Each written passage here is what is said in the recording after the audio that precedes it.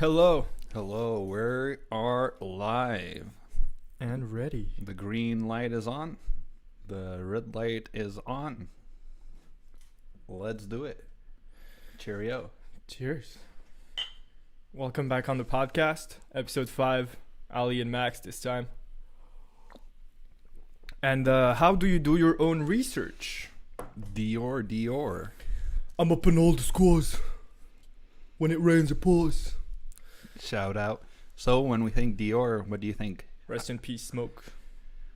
I think Christian, and I think luxury. I think, quality. I think quality jumps out the most. Mm-hmm. Well, in doing your own research, you're trying to find the best information, the most objective, right? You want to find the truth. And then from the truth, you can form your own opinions. Because if you're just getting the opinions of others, you're not getting anywhere, right? You're just accepting the opinion of somebody else as being your own truth. Yeah, and that's where the quality comes into play, I would say. Exactly. It's like you're standing on a foundation. Are you standing on a solid foundation? Are you standing on one that you build yourself, that you know the nooks and crannies about? Or are you given one and you just live with it? Do you just take other people's truth as your foundation? Yeah. Then you start building on it, and you don't know the ins and outs as much, and who knows if it can produce a building that's as high or as strong. Is it going to last as long? Is it going to survive an earthquake? Exactly. So for you, what is the best way to have a solid foundation? What's a solid foundation? A solid foundation is having information or knowledge with which you cannot ask why anymore. Mm-hmm. So there's a different cycle that you can go through when doing your own research. There's different starting points. There's different ways to go deeper, different ways to make up your mind about things. So there's 3 very important questions, I would say. I would think the first one is what? So what am I looking at? What is being told? What am I dealing with? Why?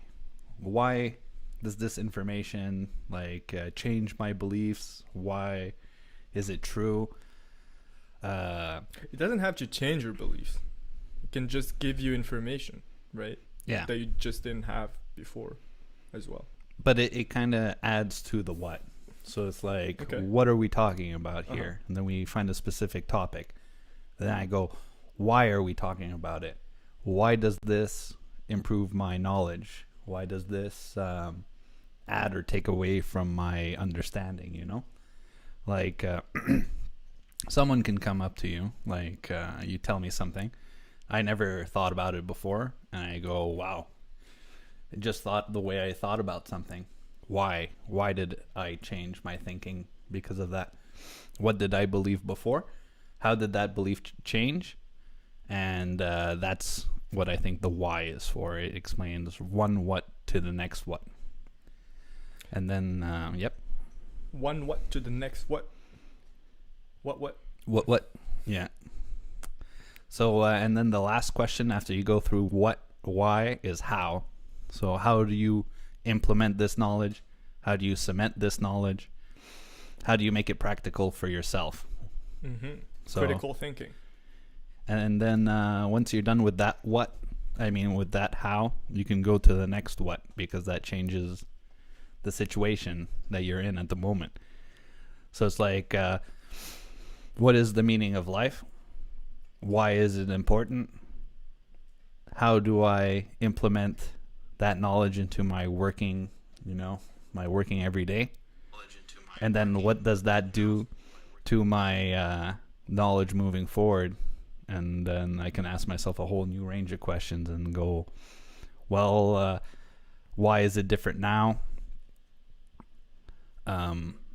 Why was it not fixed, And then you can go to the next how again. You can be like, well, how do I cement it even further?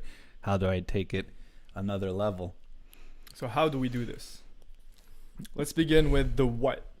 So usually when I go look for information, it's because I've seen something that's related to a subject that I don't know much about, or that is being very it's very controversial, or people are talking about it a lot. So I need to go and find the base information for myself in order to see what actually is going on, to understand where people are coming from, to get those opinions that they're sharing on their pages, their media, social media, blogs, etc. So how would you go about having the best objective information? Well, first of all, you have to realize there's no best information. Ooh, okay. Yeah.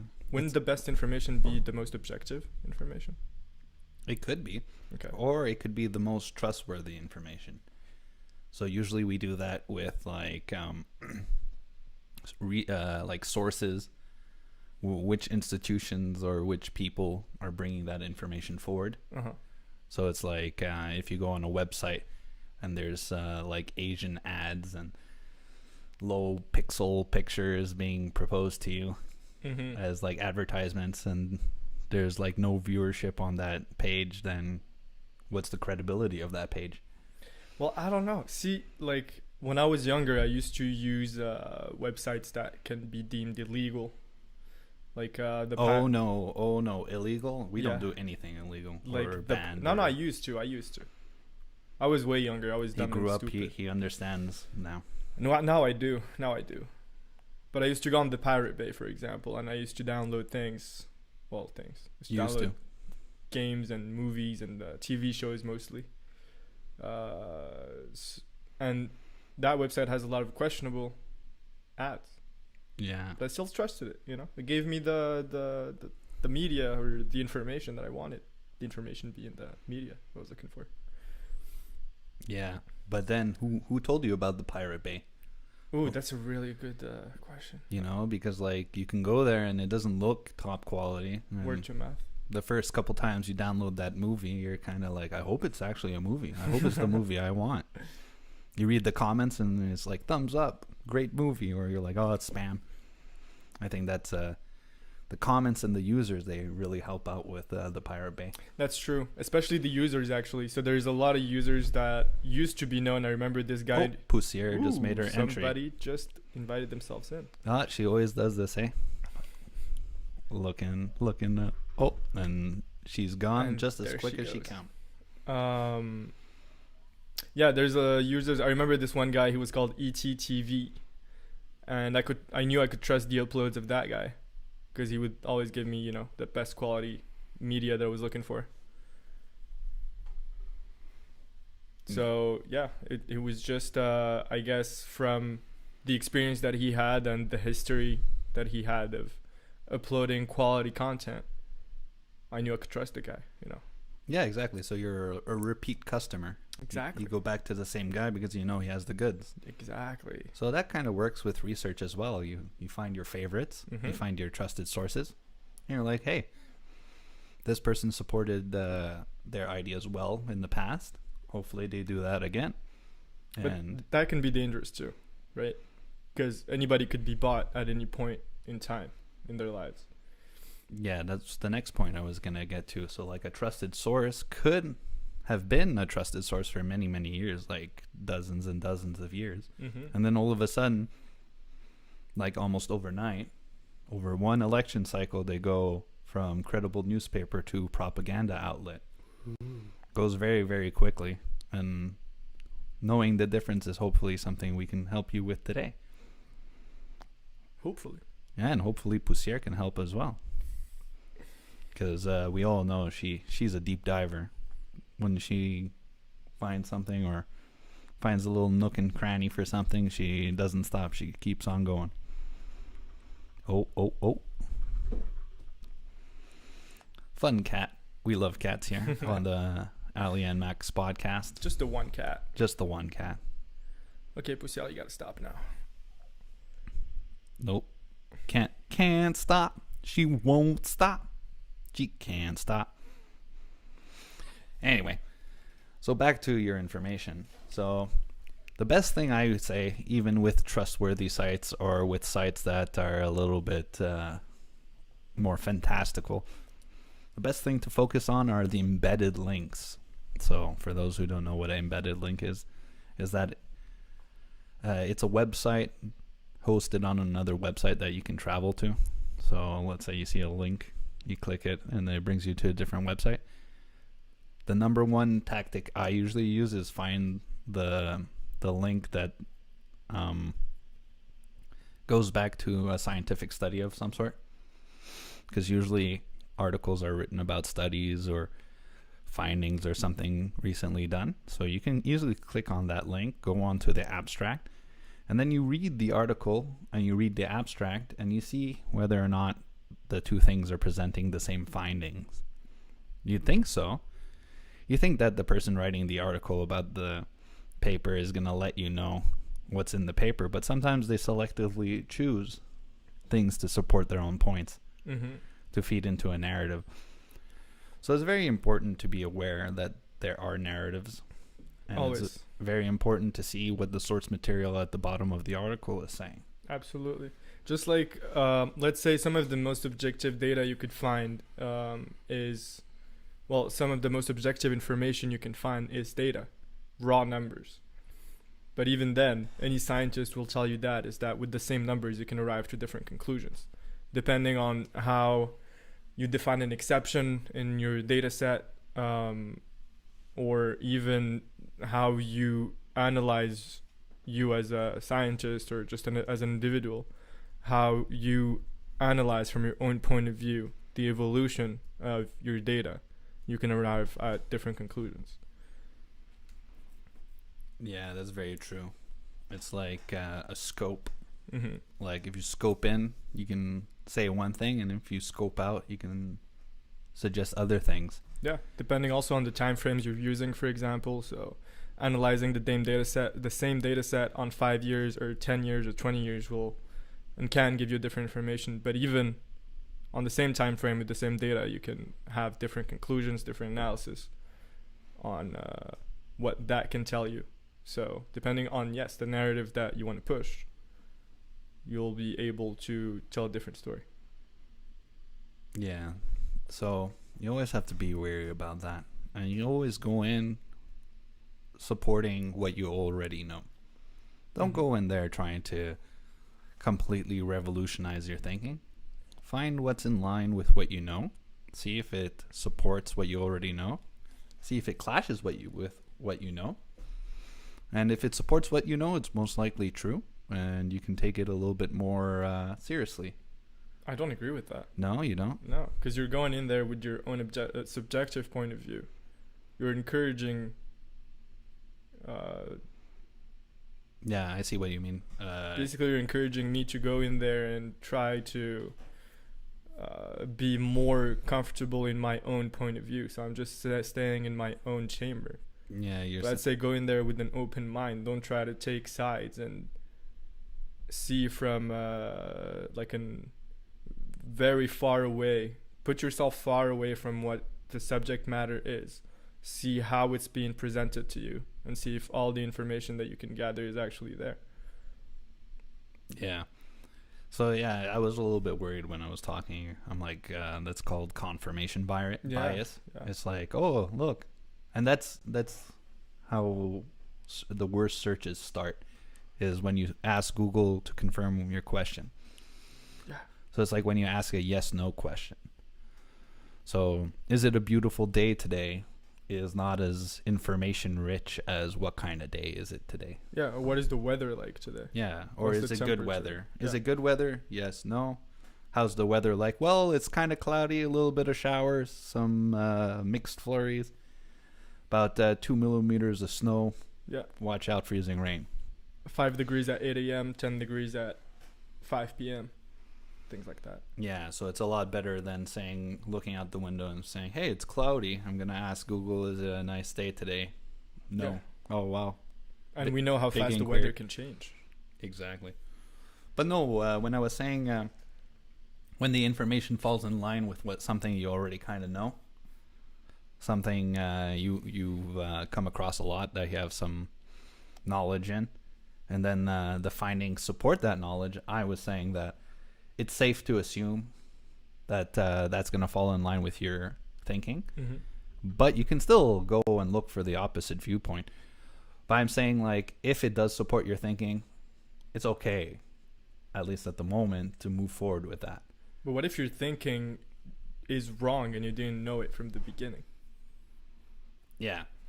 But then what's being presented to you scientifically supports your thinking. Therefore, if you think it's right and this person's supporting you, then you're putting your trust in them, and then you think it's right. And then you talk to someone with a different point of view, i.e. maybe me, maybe Ali, someone, and then they're like, no, that's the most wrong thing in the world. Then you'd be like, well, I saw it on this website. And then you're giving the person you're talking to the ability to kind of like understand the landscape you're in. Yeah. Yeah. So Where you're are you like, coming from? so I'm saying, like, we're gonna be helping you guys along with doing research in a way that doesn't really hurt too much, Mm-hmm. kind of adds to your thing. So it's like, don't go too crazy. Don't like try tearing every base belief that you have. Like, don't try and overturn your foundation. That's all I'm trying to say. I'm not saying like go into the article and fish out the things that you disagree with, or fish out the things that prove you wrong. Don't fish them out. Make sure to recognize when they do show up. Yeah.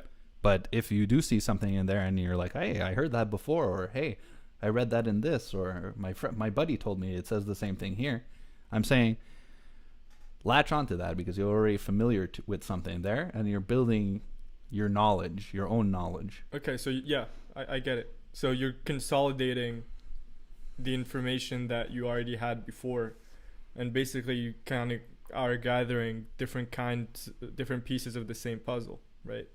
You have one piece and then another one that goes with it, and then another one, maybe another one, to construct a final image that's maybe complete at some point, but you're just getting your image more and more complete with the more information that you have going the same direction.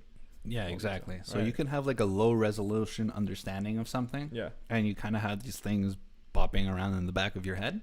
And then when you're doing your research and those things pop forward, don't try and disprove them like right away. Like, you can be rigorous with them, but let them jump forward, see how it evolves your thinking. Because you're believing something, and then you find facts that support that belief. So you're still integrating that point. You're still like not transforming, but you're solidifying your knowledge. Yeah. So like, that's all we're talking about here. Do your own research. It's not about being right all the time. It's not about being wrong. It's not about becoming more wrong or becoming more right. It's about really kind of being comfortable with what you know. Yeah. Knowing that what you know leads somewhere, that other people kind of support that as well. Yeah. And that there's some sort of science or some sort of numbers out there that kind of feed into your point. So you always thought something, but you weren't able to support it. So now you have a little bit more evidence. So you can be like, oh, I think this because X, Y, Z. And then someone else could be like, where did you get X, Y, Z? Then they could be like, okay, if we deconstruct the source, the study and stuff, you can see that X, Y, Z were derived in a bad way. Mm-hmm. Therefore, the person who did the research can be like, oh, I understand your critique of the research because I looked into it. I understand how more or less it's done. I understand your critique of the research because, as we know, science is about asking questions and answering them. Yeah. And then if you have an answer to something, it doesn't mean it's the final answer. More questions can come. And if it's a right answer, more likely than not, it's going to be correct, no matter which line of inquiry comes. Exactly. Well, there's like the premise of science. One of the premises of science is that no answer is ever final, right? So you have a theory, you ask yourself a question, you try to prove it. If you can prove it, good for you. But then somebody can always come along and try to disapprove what you just proved. And so your theory only solidifies the more your theory holds and the more your proof holds. But if one day somebody disapproves it, which is always possible in our reality, then your theory doesn't hold anymore. Yeah. And then the most important thing when your theory doesn't hold anymore is ask yourself, why doesn't it not hold? Mm-hmm. What new information have I been presented with that basically says that my belief or my the knowledge I had before is not, solid. It's Mm-hmm. not 100% bulletproof. And I feel like you can almost learn more from figuring out why you were wrong, or why what you thought wasn't totally in line with, let's say, reality, than if you just continue embedding that knowledge in yourself, like saying, oh, it's right here, it's right here, it's right here. I feel like when you're presented with this could be wrong, kind of puts you in like this existential state where you're like, oh, I don't know what's happening. And then you really have to like tie all those information points together kind of to like bring it back down into your mental sphere, into your active knowledge. And there you can like make a foundation out of it to either present different points on top of it, or you can formulate like different kinds of idea structures. And yeah, I think it's very important to be flexible. So to be able to like change it, swap it on the fly. It's very important to understand the depth, understand your relationship towards things and how your perception changes when those things change. So we have this little discus thrower here, and it kind of looks like a Greek athlete, an Olympian. He has the same build, everything. He's doing an Olympic activity. That is like a deconstruction of what this is, right? Mm-hmm. So why did we put it here? Why? Because we think it's like aesthetic. Mm-hmm. We think it goes well with the other pieces. And it kind of acts as like a transition between Ali and I. So then we go, how does this change the podcast? And it kind of like, you can be like, oh, well, it adds more aesthetic to it. Looks nicer, more people are going to watch. It adds a bridge to us.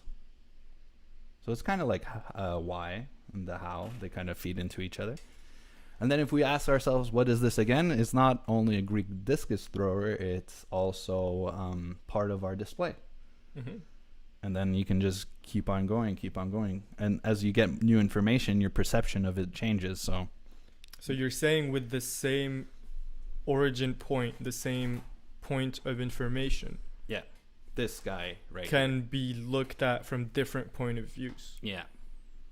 And so from that point of view, depending on the eyes that you're looking at it from, you'll go a different road into how you're going to go about your analysis of it. Yeah. And your analysis of it is the why questions. Mm-hmm.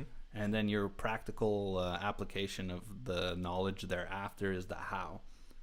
So what is it? A Greek discus thrower. Why do we have it here? Because we're doing a podcast. Mm-hmm. Like my perception of the Greek discus thrower changes during and after a podcast. During the podcast, I don't want him to move.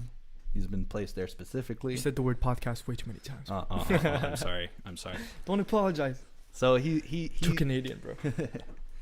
That's what the flannel's for. So this guy is here. He can mean anything. During the podcast, supreme display. After the podcast, supreme. Yeah, supreme. Yeah. And then after the podcast, it's basically just junk in the way. Takes table space. Come on, man. Come on, man. Well, nah, it's not junk. Why you gotta insult the disc drawer like that, bro? Well, like, hasn't done anything. Let's go into the how. So if we have a podcast, how are we going to use the discus thrower as an aesthetic piece? If we don't have the podcast, how are we going to use the discus thrower?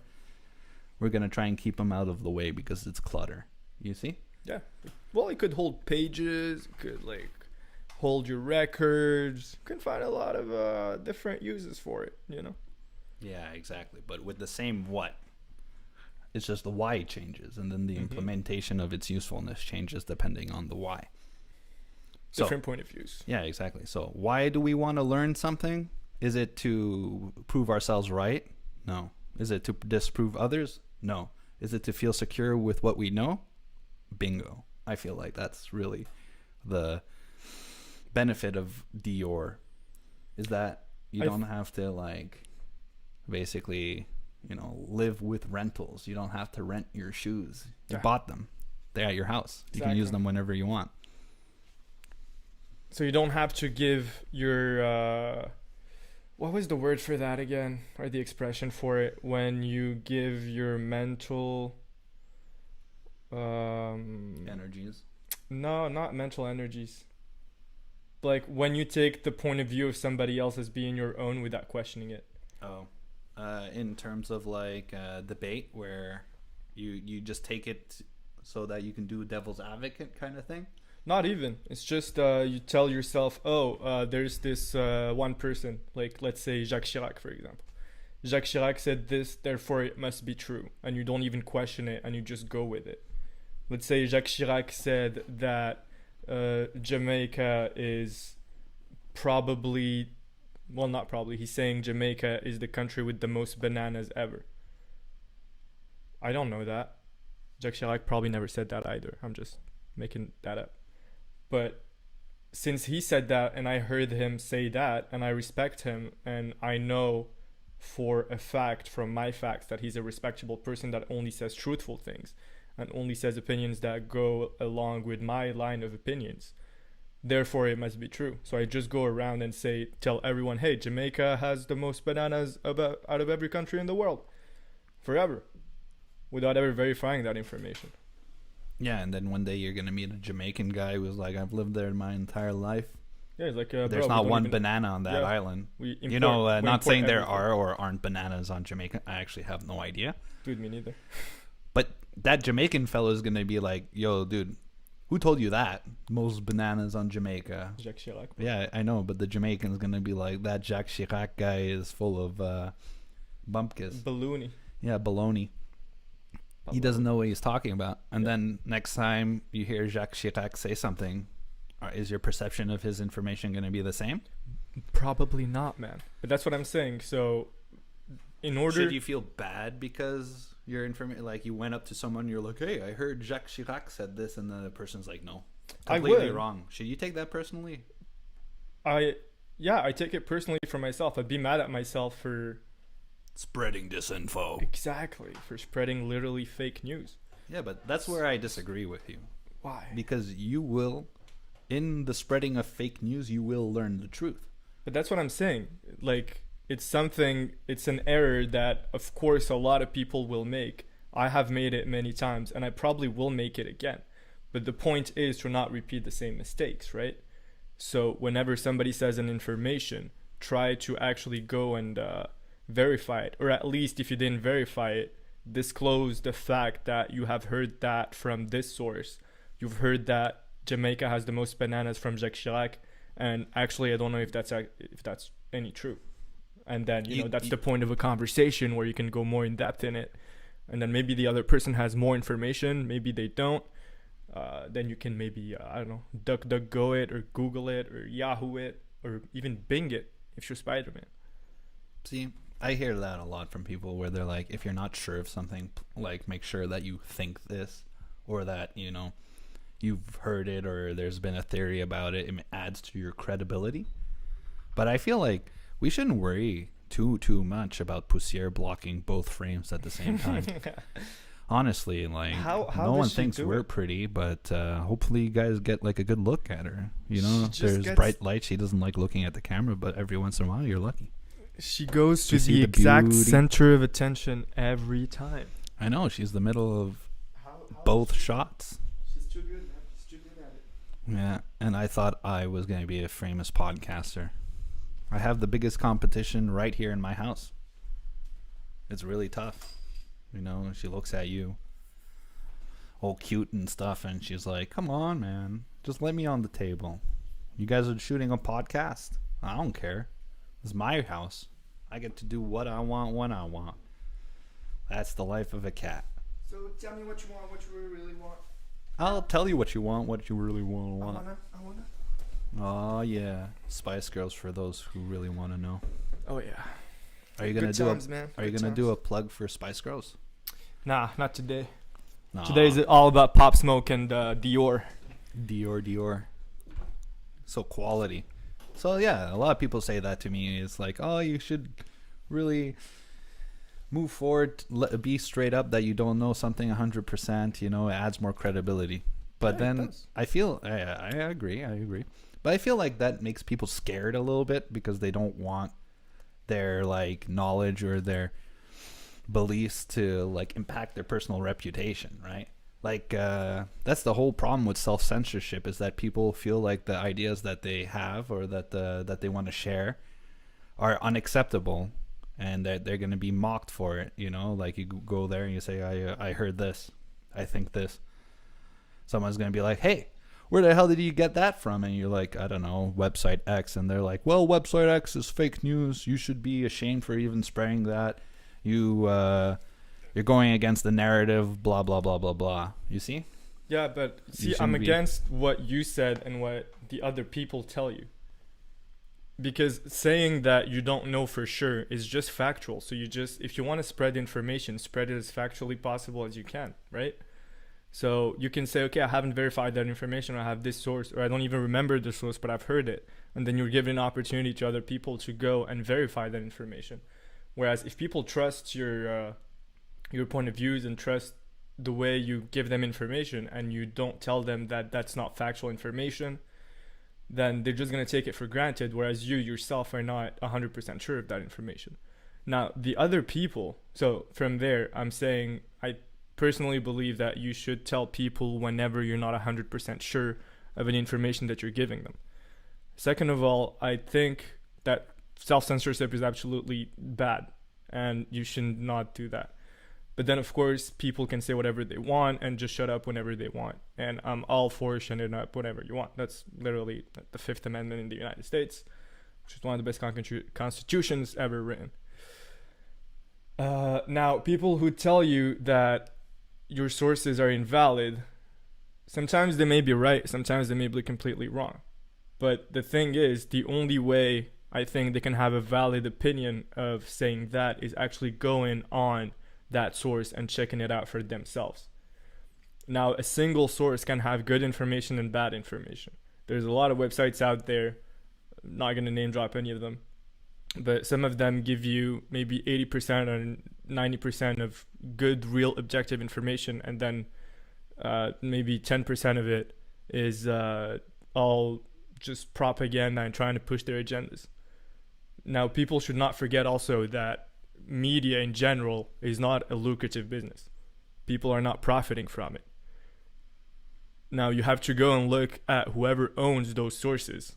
Usually it's big money, it's billionaires, and those people have agendas. Those people are affiliated to parties. They're either left or right or something else, or maybe they're just trying to push their companies or the stocks that they own, or the other companies that they have, etc. Or just, trying to build a good rep for their friends and family through those papers or media in general. So if you really trust a news source, go and look up who actually owns that source and see if you agree with the point of views of the person who owns the source. But see, now we're getting back into that issue. Is that you're just going to believe the information of the people you agree with? Like Jeff Bezos at the Washington Post may publish things that I agree with or I disagree with.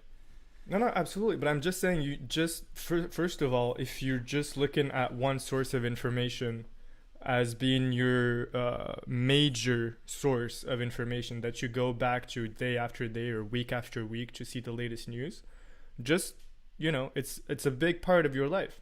So you should, and a big part of what builds you and your information and your discussions with other people, and ultimately it builds what kind of relationships you develop with other people and which groups you find yourselves in the end. So, I think it's a fair thing to go and check out who owns the source that you're getting your information from. Don't you think that's an important thing? I'm not saying don't agree with it or agree with it from the person that owns it.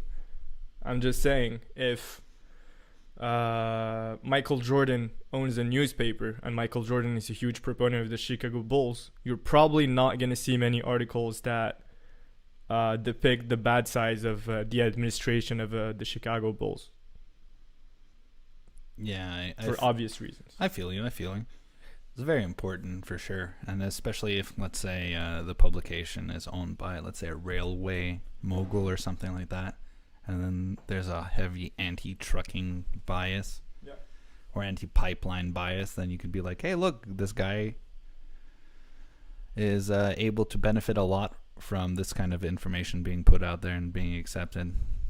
So yeah, it's 100%. But back to the point where we were talking about saying if you don't know your information, you should make it known.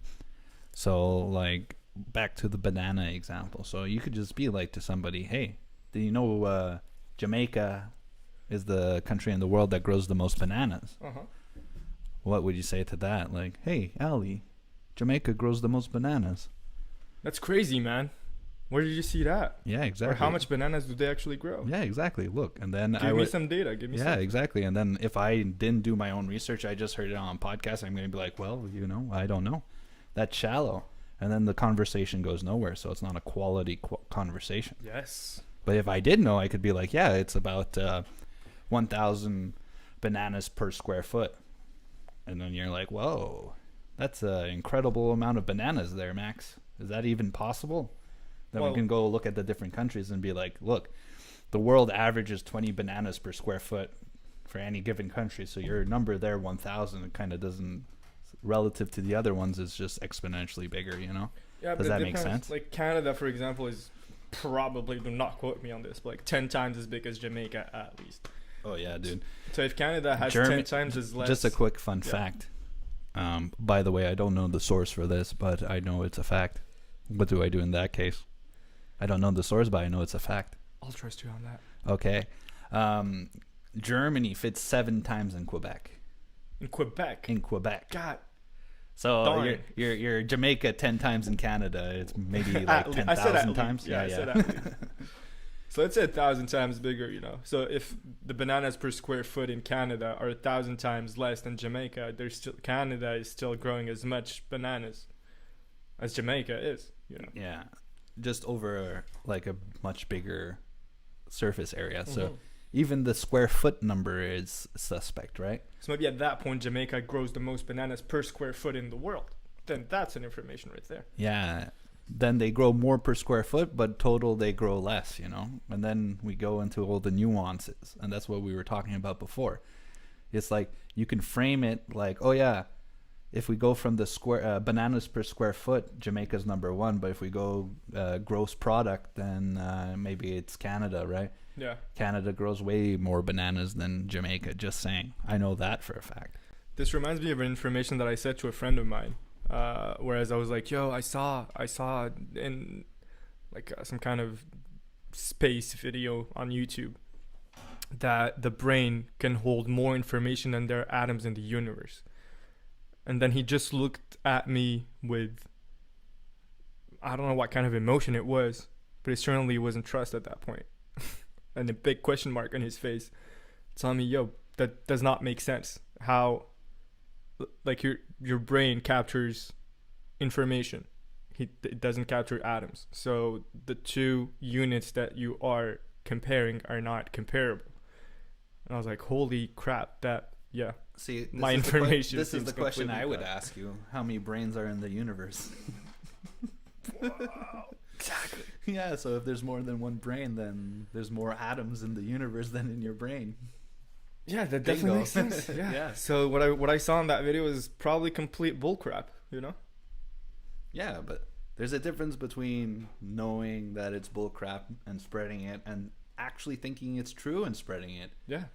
If you actually think it's true, you shouldn't feel bad for saying it. And then if people are going to make you feel bad about it, then only thing you can say to them is that if you never brought it up, you would never know the truth. You would never be able to figure it out for yourself, because you're just going to sit there and you're going to be like, this is true. Then you're probably never going to hear about it again. Or if you do see something about it, your understanding is not like deep enough or like complete enough to be rigorously deconstructed, to be compared to, let's say, a study or something like Absolutely. that. So you're like, oh, I know the fact, I know the words in the sentence, but that's it. I don't know what the words relate to. I don't know how it changes the environment or whatever that we're operating in. Dude, absolutely. It's like one of the other times I felt the most stupid in my life was, I think, about 4 years ago. Until 4 years ago, I don't know why, but I really thought that Jamaica was in Africa. And I come from Africa.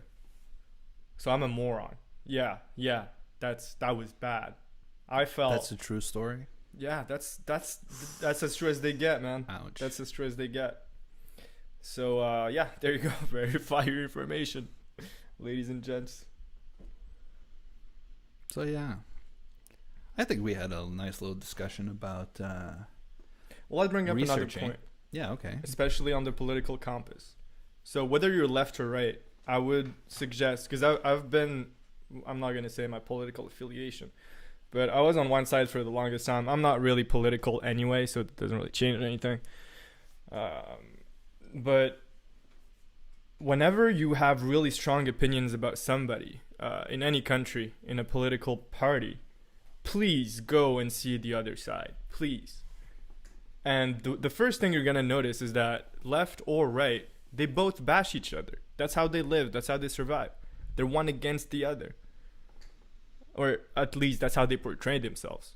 So if you go on right-wing media, they're going to say crap about left-wing politics. If you go on left-wing media, they're going to say crap about right-wing politics. That's just how it works.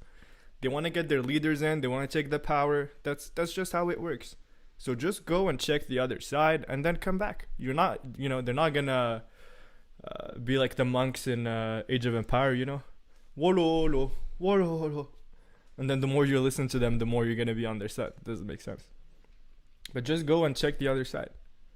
And try to check both sides as much as you can on any controversial subject. Especially the ones that are very, very important. Yeah. So that's what I would add to the what and where you should get your information from.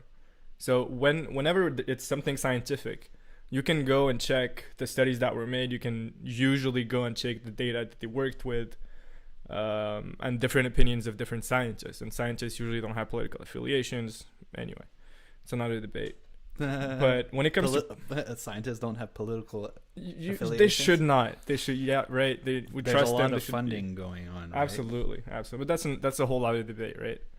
And but in politics, there's a lot of data going around, especially with numbers and the money they're gonna spend, and how they're gonna get the money to spend to get all these programs going, and etc. But there's a lot of agendas going on. They want to get the power. The same numbers will mean different things whether you're on one side or the other.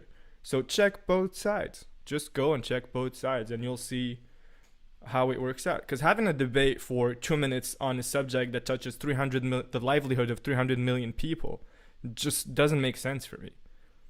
Like, that's just a presentation. That's the elevator speech to get you to go and check the actual information. And then you go and look at it. Or, just try to have debates that are longer format. That'd be great. But, yeah, that's what I wanted to add to that. Yeah, that sounds like a really good jumping point to the Hegelian dialectic. Let's see if Poussiere can have an awesome shot. So, what you were talking about there is very interesting because you're like, there's right-wing media and then there's left-wing media. And then the right wing is going to like support their side and attack the other. And then the left wing is going to do the same. Yeah. But let's say that, yeah, I know. I'm talking about Hegelian dialectic here. Okay. So essentially. What is Hegelian dialectic? Yeah, exactly. That's where we're getting into. Okay, cool. So I heard it not too long ago is that someone finds, let's say, targets your consciousness. And then they're like, what do you mean okay, by that? well, they're trying to, let's say, get an agenda forward. Let's say they want to pull you in whatever they want to do. Yeah, they want to organize society in a certain way, and to be able to do that, you need to have as many people like supporting your cause or like moving in one direction with you. So oftentimes the easiest way to do that is not necessarily presenting your merits and your points, but by pointing at someone and being like, that's the bad guy. We have to like join me. That's the bad guy, right? So my argument, or let's say the definition of a Hegelian dialectic, is that the person on the left is going to point at the left. Person on the left is going to point to the person on the right and say, that's the bad guy.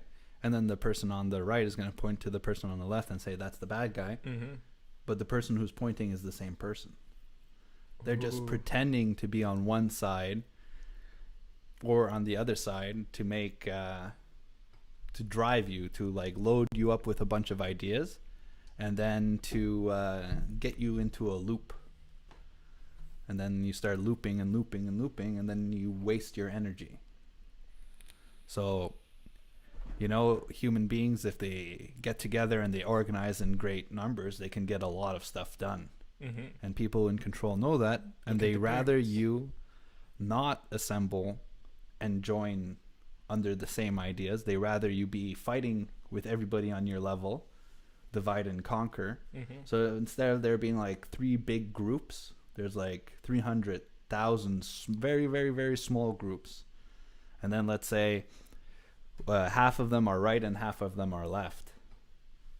In my opinion, between right and left, there's 80% similarity in judgment. I think Joe Rogan's a good example. He's like a guy who firmly says that he's on the left, but he enjoys things that are typically on the right. Mm-hmm. So he's both. Like if he wants to be pro-gun and then pro-choice at the same time, he's allowed to be. But then if he wants a political affiliation, he has to pick either Democrat or Republican. Mm-hmm. He doesn't feel like one party supports both his views. So that's a very old political strategy, is that the same person who wants to get something done presents 2 ideas from the different perspectives. So a very good one is, let's say, capitalism on the right side, and let's say a socialist or extreme case communistic viewpoint or Marxist viewpoint. Those 2 things look like they're completely different. Like one of them is totally on one extreme and the other one's on another extreme, let's say. But at the end of the day, let's say the people with the agenda, the hyper-capitalists, let's say, push for communistic ideas. So Jeff Bezos, who has the biggest capitalistic company in the world, is it? Amazon's the biggest? It's the biggest publicly traded company in the world. Okay. That's all we can say. Yeah, that's good then. But it's not, because there are private companies, for example, in the Gulf, where Saudi Arabia, Qatar is, etc. All the oil companies, those are definitely worth more than $2 trillion. But yeah. But they're privately held. Exactly. Okay. So public company. And at the same time, he owns the Washington Post, and I hear rumors that he's trying to purchase CNN. Whoa. So like the ultra-capitalist is telling you that you should be more communistic, a little bit more like China, let's say. So it's kind of like, it kind of doesn't make any sense. And then you have a bunch of people that's at the very high level. And then at the lower levels, you have a bunch of people who tribally associate with a group. So they're like, I'm a communist, all capitalists are bad. Or you have like, I'm a capitalist, all communists are bad. But at the end of the day, it's old Jeff Bezos who's in your ear. You use the Jeff Bezos arguments for capitalism. Well, like, look, efficiency, you can bring all these new products, you streamline it, you fill a demand that was needed, you kind of help out other people. And then at the same time, he's like, well, the government should be paying for your healthcare and your employment insurance and all these things, because he doesn't want to pay for it himself. He rather offload those costs to the government, Yeah, and that's coming from a guy who pays a salary to people working in the warehouses, a salary that's not good enough for them to have a home. So some of them are homeless. Yeah. A lot of them, actually. But then he goes around and he's like, Marxist this, Marxist that, equality this, equality that. And you're just like, I get the message, but coming from you, I find it a little bit hypocritical. Yeah, he doesn't seem to be walking the talk, right? Yeah. Anyway, enough about Jeff. We'll get back to Jeff. We'll get back to you, Jeff. But all this is about the Hegelian dialectic. Yes. So you're setting 2 sides up to confront each other Mm-hmm. with the goal of dividing and conquering the masses. Yes. So instead of everybody being like, well, I like capitalism, I like communism, just be like, I like people being able to earn a living wage. I think most capitalists would be like, yeah, people need to be able to live in the society that they work in, to be able to add to it, to build upon it, to contribute. And then the people who are more like socialist leaning are going to be like, yes, that's all we want. We just want people to be able to sustain themselves. Absolutely. So look, you just blew the communist capitalism paradigm. You said living way. Okay, cool. We found something we are able to agree on. The methods of implementation may be different, but we agree. That's already common ground, instead of being like, I'm never going to talk to a capitalist. I'm never going to talk to a communist. They're subhuman scum, you know? Mm-hmm. That's no way to communicate with people. You're not going to make yourself friends. At the end of the day, I think that's the most important thing, is friends to help you grow. Yes, sir. Preach. But I completely agree with that. Also, that's a really good point, because that gets back to what we were talking about before, which is what information are you looking for and what kind of information you should look for. So I find the issue today is that most folks are, getting... Oh, I'm going to lay down a podcast rule. Let's What? not use the word folks. Why? What's wrong with folks? There's nothing wrong with folks. It's a gender neutral word. Works Well, pretty people well. is. People too, but folks. It sounds like you're from the southern United States. Like, hey, folks, or you're at like a... Hey, I come from, Morocco, so who cares? Yeah, I know, but it just sounds like you're at a circus. You're like, come here, folks. Okay, so what's I another don't know, word it's for just- people? Yeah, it's just a personal thing. Anyway, so, all right, I get it. It's personal. It's personal. Let's not make this personal. This table is big enough for the both of us. It's the same table. That's why we have the figurines. Yeah, to just remind you of the link. We're doing this remotely. Yes. Whenever we have a guest here, they're actually not sitting in the chair at the edge of the table. They're just sitting on another chair, and we just send them the picture behind Ali, you know? Exactly. It's all CGI, actually. Yeah, Zoom is a hell of a product. The green screen function, or, the background function, is just Zoom. getting better Pump and better. Pump Zoom. Actually, Zoom is terrible. All right, but yeah, what I was saying is that gets back to what information should you be looking for. So what I see is that, and I'm kind of a victim of that as well, is that when you get interested more in politics as the elections are approaching, right? So when the elections approach, you have a little time to make up your mind about a lot of different like ideas and informations and programs, that you're just bombarded with information left and right, and you have to make sense of it. So you're just trusting the party, or you try to trust the party that you think goes most in line with your points of views, right? But the thing is, ask yourself, instead of just looking at the party that you're affiliated with and how and what they're gonna do, ask yourself, what do you actually want in the society? That's the information. So what for you, for yourself, for your own sake, your family, the people around you, in an ideal world, how would it function? And ask yourself, if you were a politician, if you were an active member of a political party, how would you fund those programs? Where do you think money should be taken out? Where should it be more put in? Etc. And then from there, now that you have the information that you want, you can go and look at which parties and which leaders can actually go and go more in line with your lines of thought. And then there's definitely not going to be one leader, one political party that goes 100% with what you are asking for or what you would like. But then, now that you have information and you know how you could make things work, you could actually become an active member of the political party and tell them, well, look, I don't really agree with this program because this and that, and I would rather see the money put there, and if we don't have enough, we can maybe take some money out from there, or tax more these fields or these people, or tax less these people to make their lives better, etc., etc. So yeah, if you find the real information that you want, then you can have a much clearer head, a much clearer opinion, and a much clearer road to a better society in the end. And you don't have to make enemies along the way. Yeah, and one piece of advice not to make enemies is don't associate too closely with the information that you hold or your beliefs. Like, something you didn't know a week ago is disproven, you shouldn't feel bad about it. Like, you didn't even know anything about it. Now you know something that's not true about it, and you know a little bit more. You know, someone corrected you a little bit, and you can go out there and you'll have a whole new like avenue for research. Yeah. And I would add also, if you have different opinions and political opinions from somebody else, depending on which they are, of course, there are nuances and different levels to everything. But let's say a friend of mine is earning $1 million a year and I'm earning $30,000 a year, where of course for my family or my own sake, I would like richer people to be taxed more and poor people to be taxed less. Well, poor people, $30,000 is still a good income.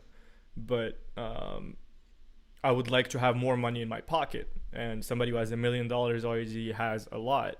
So maybe I would like them to be taxed more. And the person who is earning $1 million, which could be me also, well, they want to be taxed less, right? Because as every single human being, they want to keep more money in their pockets to be able to do whatever they want with it rather than give it to the government, where they don't really have any control where that money is actually going to be spent in detail. So yeah, depending on where you come from, depending on your affiliations, on your point of views, on your own environment, you can have different opinions, and that does not make the other your enemy. So when I see people going around saying eat the rich, like, first of all, really? Eat the rich? That's food. Messed up. But yeah, you know, have a more clear debate. I get people are pissed off and everything, but like, come on. If you're calling for actual violence, then where are we going? You know, the people who I feel the people who say eat the rich are the ones who are the most on Instagram, who watch Kim Kardashian the most. Ooh. You know, they look at these people online and they're like, they have everything, they have no problems, and they feed that to themselves every day, and then they're like, fuck these rich people, because like each time they see it, it makes them feel bad about themselves, but then they just watch it all the time. Maybe. I don't know. Some rich people want to be taxed more as well. Some rich people want to be taxed less. Some Be rich careful people of do the tax rich evasion. person. Be careful of the rich person who wants to be taxed more. That's all I want to say. All right, moving on. So now we covered the what. So what kind of information you should be looking for, and how do you use that information in order to have a clear picture, a clear image of what you would like to manifest in life, what you would like to see, where you would like to live, where the grass is greener. Maybe you don't like grass and you just want concrete everywhere. That's a valid opinion as well. It's defendable somehow, maybe. I don't know. So then now that we have the what information should we look for and how should we use that information, where do we go with that? Yeah, I think really what's important is why would you want more information? Why? Why am I looking for ignorance is bliss? So why am I looking for more information? Yeah, exactly. Ignorance is bliss until the moment where something unexplainable happens and you're at the mercy of someone else explaining it to you. So it's like, hey, I don't really care about current events. I don't really care about the news. I don't really care who's prime minister or president. I don't really care who runs society. The only thing I care about is working my day job, getting home not too late, having a good supper, and just playing video games. Like, that's all I care about. Why should I waste my time, hurt my head and put myself out there, put some research out there, interact with people? Why? Yeah. Why are you looking for problems? Yeah, exactly. The saying, more money, more problems. Yeah. Well, when I get it, I would pile it up. Knowledge is power, and power is money, or money is power, right? Money is power, knowledge is power. Time is money, money is power, and knowledge is problems. No, knowledge is power. Depends which ones you get. So time is knowledge. Time well spent is knowledge, right? Well, with time, you could get... If time is money, with money and time, you get knowledge. Right? Or with time and knowledge, you get money. With time and knowledge, that too. Oh. Because you can be rich, you can rich and have a lot of time and not learn anything. Like, No, I said you can. It doesn't mean you know, it's not like one plus the other equals blah blah blah. Mm-hmm. Like you can. It's a possibility that money and time give you. If you don't have any time, you can't get knowledge. If you don't have any money, you can't get knowledge. Well, no, you can get knowledge if you don't have any I'm saying money. you have no money. Yeah. So you you can have get knowledge. Yeah, but you have Lived no money. You have to experience. feed yourself and stuff. Yeah. You learn how to feed yourself on the street. Can you do that? I can't. Yeah, but you're spending your time like, you know, trying to feed yourself. Surviving. Yeah. It just means that your time is going to be limited to, let's say, lower order needs, right? Yeah, I'm Like- saying less money equals less time, right? Usually. Okay, yeah. Less free time. I can get Especially at behind that. those levels. If you have like $5 a day, like, you know. Yeah. So why would you spend your hard-earned time researching, increasing your knowledge? Hard earned time. Oh, that's good. Well, yeah. I think time is the most valuable resource. You know, they're always trying to get you to waste your time. Absolutely. Scroll. Yes. How many hours go by like that? I think everybody has watched The Social Dilemma by now, or knows about what's in it. If you didn't, check it out. Yeah, check it out. Great stuff. Social Dilemma, Netflix. Yeah. Let's get it. So ultimately, why would you learn? Why would you try to increase your knowledge? And like we were saying at the beginning, is DYOR. DYOR is quality. Mm-hmm. So you can have higher quality conversations. When you're out and about, you can make higher quality decisions. Let's say someone comes up to you on the street and tells you something random and you have a lot of research experience, then you're going to be like, okay, I'm going to sit back, listen to this person, absorb the data points, and verify them on my own time. Yes. Ask him some pertinent questions. I have some understanding of where the person's coming from, so you can ask them questions straight on the spot. You don't have to do the research afterwards. So it's the quality of the research that you have done before, compounded by the fact that by the things you know. So the more things you know, the more research you do, the more wealth you'll get from it as well. So ultimately, the real gain of doing your own research is that you're growing your knowledge base. And the bigger your knowledge base is, the more references you can deduce whenever you're presented with new information. So it seems hard. It seems rough. It is. Don't get me wrong.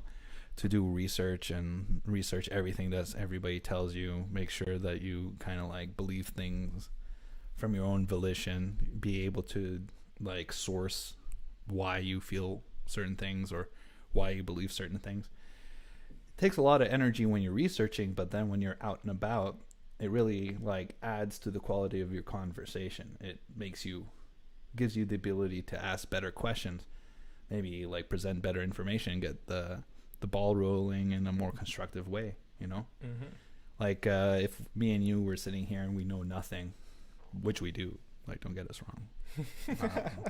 But if we knew nothing, if we didn't even know how to speak English, this would be the most entertaining podcast in the world. Just two dudes looking at each other, not speaking, you know? So the more research we do and the more knowledge we have, the more things we can talk about, and hopefully the more entertaining we can be. Exactly. And the more knowledge and power we can give to other people. So yeah, knowledge is power somehow. Yeah, that's the classic, bro. True.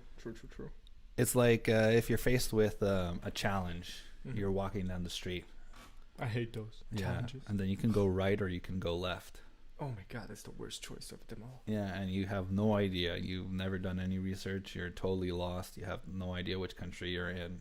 It's basically flipping a coin. Like, Yeah. I'll go right, I'll go left. That What happened you- to me before, man. What you don't know is if you go left, you fall down the cliff and you die. And if you go right, you go to where you needed to be, right? Mm-hmm. So it's like, hey, if I knew the information beforehand, the journey is not a problem. But if I didn't know the information beforehand, the journey and the decisions that I need to make can be life-threatening, right? Absolutely. So if I walk in there and I have a map and it says turn right, I'm like, oh, well, yeah, easy peasy. Got there in 5 minutes.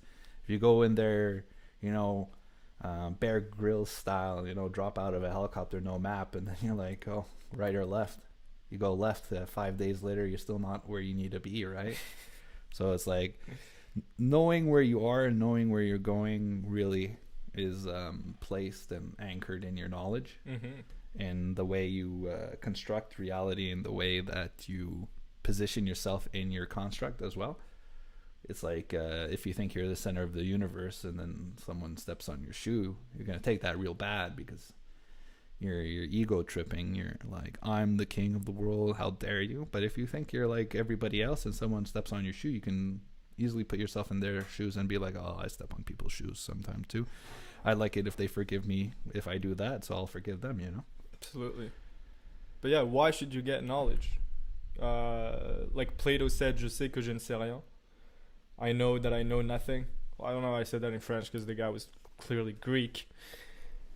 I don't even think French was invented at that point. But yeah, if you know nothing.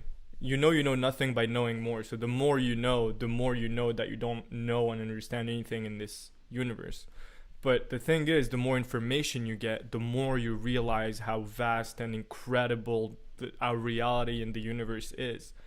So the more knowledge you gain, the more you see the possibilities and how infinite they can be, and just the different kind of dimensions that we have in our own reality.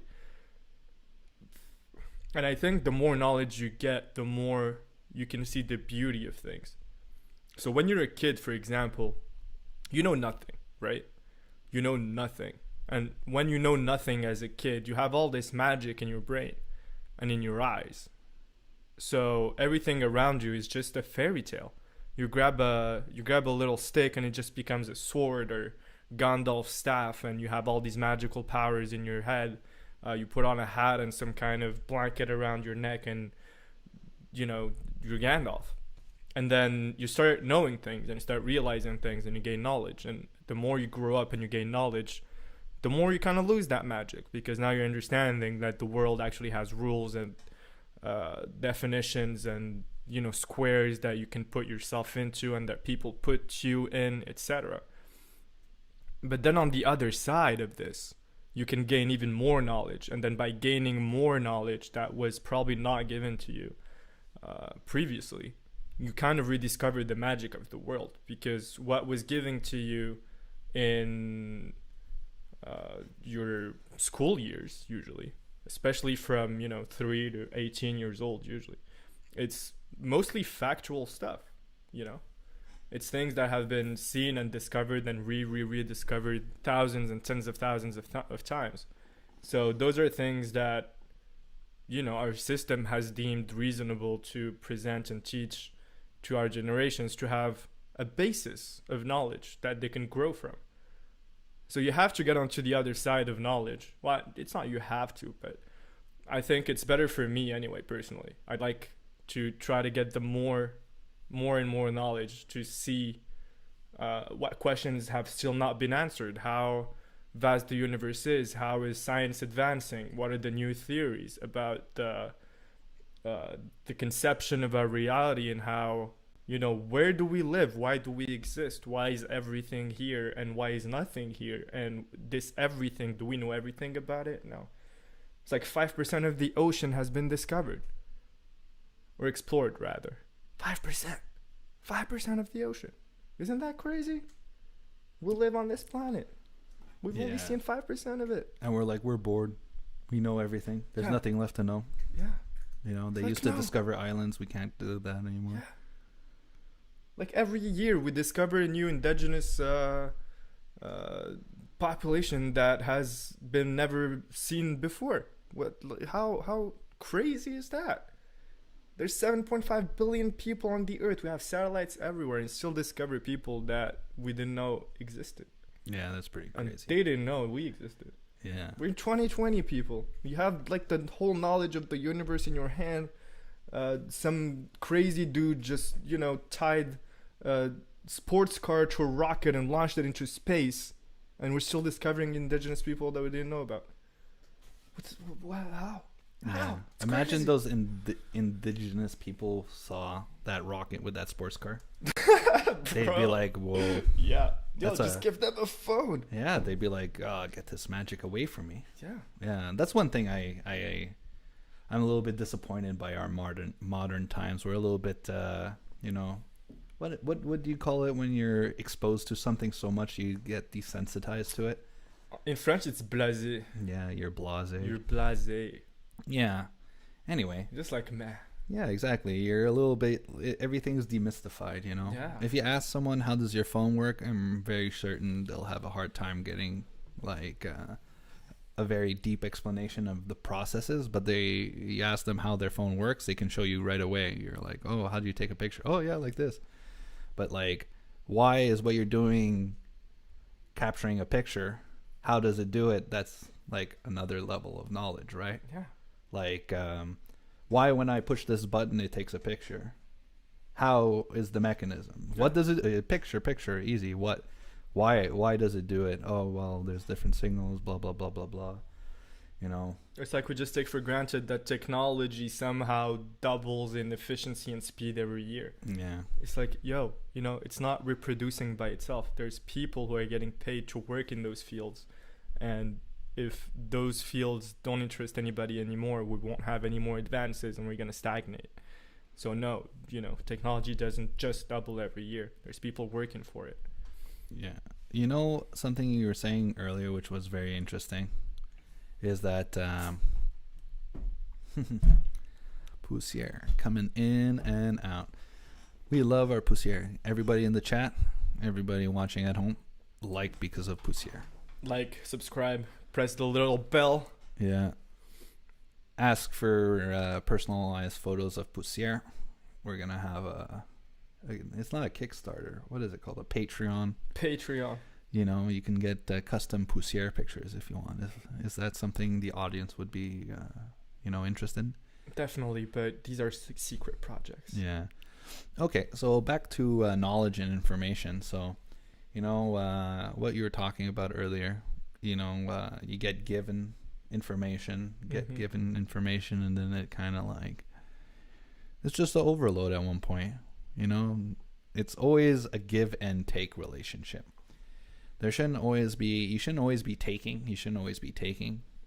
And you shouldn't always be giving either. Someone gives you a compliment. Just don't say, oh, thanks, you too. No, they're giving you a compliment. Accept it. Yeah. Take it. They want to give it to you. If you don't take it, they feel like you're jibbing them. And but isn't that just, a natural evolutionary thing where, it doesn't really advances. When you think about on like a primal level, it doesn't really take you anywhere better to just accept a compliment. But whenever someone says something bad about you to your face, your brain automatically is like, oh shit, I need to make that better, or else I'm not good enough. I need, I'm not going to survive. Yeah, there's a threat. Yeah. You're like, free food. I have my own food. Yeah. Yeah. But then the person throws a rock at you, you're like, whoa, man, that guy's going for my life. Exactly. You take it more personally. You're like, food, when everybody has food, it's easy. But, if you didn't have food and the guy gave you food, it'd be a much different relationship. Same information, different point of view. Yeah. So I read a book, and it was kind of saying at the end that, some people, they give, and then you're kind of sick of receiving from those people. Mm-hmm. There always the giving. They never sit down and ask you a question. They never want anything from you, And then there's those people that just want something from you. Each time they hang out with you, it's just because they're like, oh, yeah, I want a drink, man. I want a drink. Hey, do you even buy your own drinks? Do you buy your own booze? Each time you come here, you drink from me. So the real balance that we're trying to achieve here is that each time you give something, you should take something. And each time you take something, you should give something at the same time. You don't create a positive or negative overflow. You kind of keep it cycling and keep it balanced. But anyway. The universe balances itself in the end. Yeah. Always. In the end. But do you want to be one of those actors that helps bring balance, or do you want to be one of those crazy people who sets everything awry? Oh, that's a good question. My friend. Yeah, so with we'll bring it to information really quickly. So with established knowledge, we thought something was real for the longest time.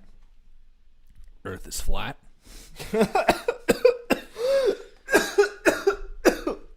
Yeah. Don't kill me with that knowledge. I'm dying. Yeah, knowledge is dangerous. I was not expecting that. Damn. Yeah, so we knew it for the longest time. We're like, Earth is flat, yo. Then some dude. We knew it. Is it Galileo or Copernicus? That's a good. I think it's Galileo. From my knowledge, it's Galileo. All right, guys. You know, we don't do this often, but I think this requires a fact check. check. Yeah. Hey Google, Oh yeah, we'll do it live. who discovered that the Earth is not flat?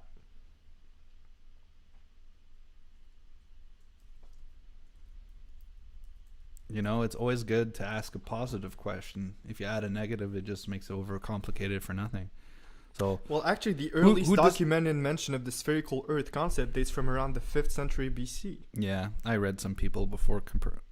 We don't even know who it is. Is round. It's beautiful. A Yo, dude. practical demonstration of Earth's sphericity Yeah, yeah. was achieved by Ferdinand Magellan. Yeah, Magellan. Okay, when was that? Late 1400s. Oh yeah, okay. I can blow it out of the water, dude. Do it. 6th century BC, before Christ. Guess who? He's a Greco. When? 6th century BC. Do I know him? Oh yeah, I talk about him every once in a while. He's the guy who discovered the star on your flag. Ooh. That's the Moroccan flag, by the way, and the symbol is a pentacle. Go for it. I don't know. Pythagoras. Pythagoras. Really? Yeah, bro. Damn, yo, that guy was good at math. Yeah, he was good at a lot of things. God damn. All right. Yeah, even Star Child, NASA. Even NASA thinks it was Pythagoras. That's crazy. Do you trust NASA? It's NASA. Do I trust NASA? See, that's another question. Knowledge, right? So if I believe NASA was just a governmental space agency that spends most of its time and money doing astrology work or trying to get humans into space, Yeah. then I'd be like, I don't trust them with my with their budgeting, maybe, you know. But if NASA is like more geared around human knowledge and like these mystic ideas that have been hanging around for the last couple thousand years, you know, like some occult stuff or whatever, knowledge from that was always been kept secret, and they kind of go deep into that, maybe they're not so trustworthy. It doesn't matter that the head of NASA at one point was a Nazi, so the more you know, right? Werner von Braun created the... At one point. Let's talk about that point very briefly. Yeah, what was yeah, that yeah. point in So time? Werner von Braun was a Nazi scientist. He he helped develop the first, rocket. He led the program. Yeah, he was overseeing the program when the first successful rocket launch was conducted. Mm-hmm. It was from Germany to London to carry a payload. It was the V2 rocket. And then afterwards, when the Second World War was over and the Cold War started, there was a hunt for all the Nazi scientists. And the ones that the United States got, Operation Paperclip, they were able to establish organizations like NASA. So ask yourself that.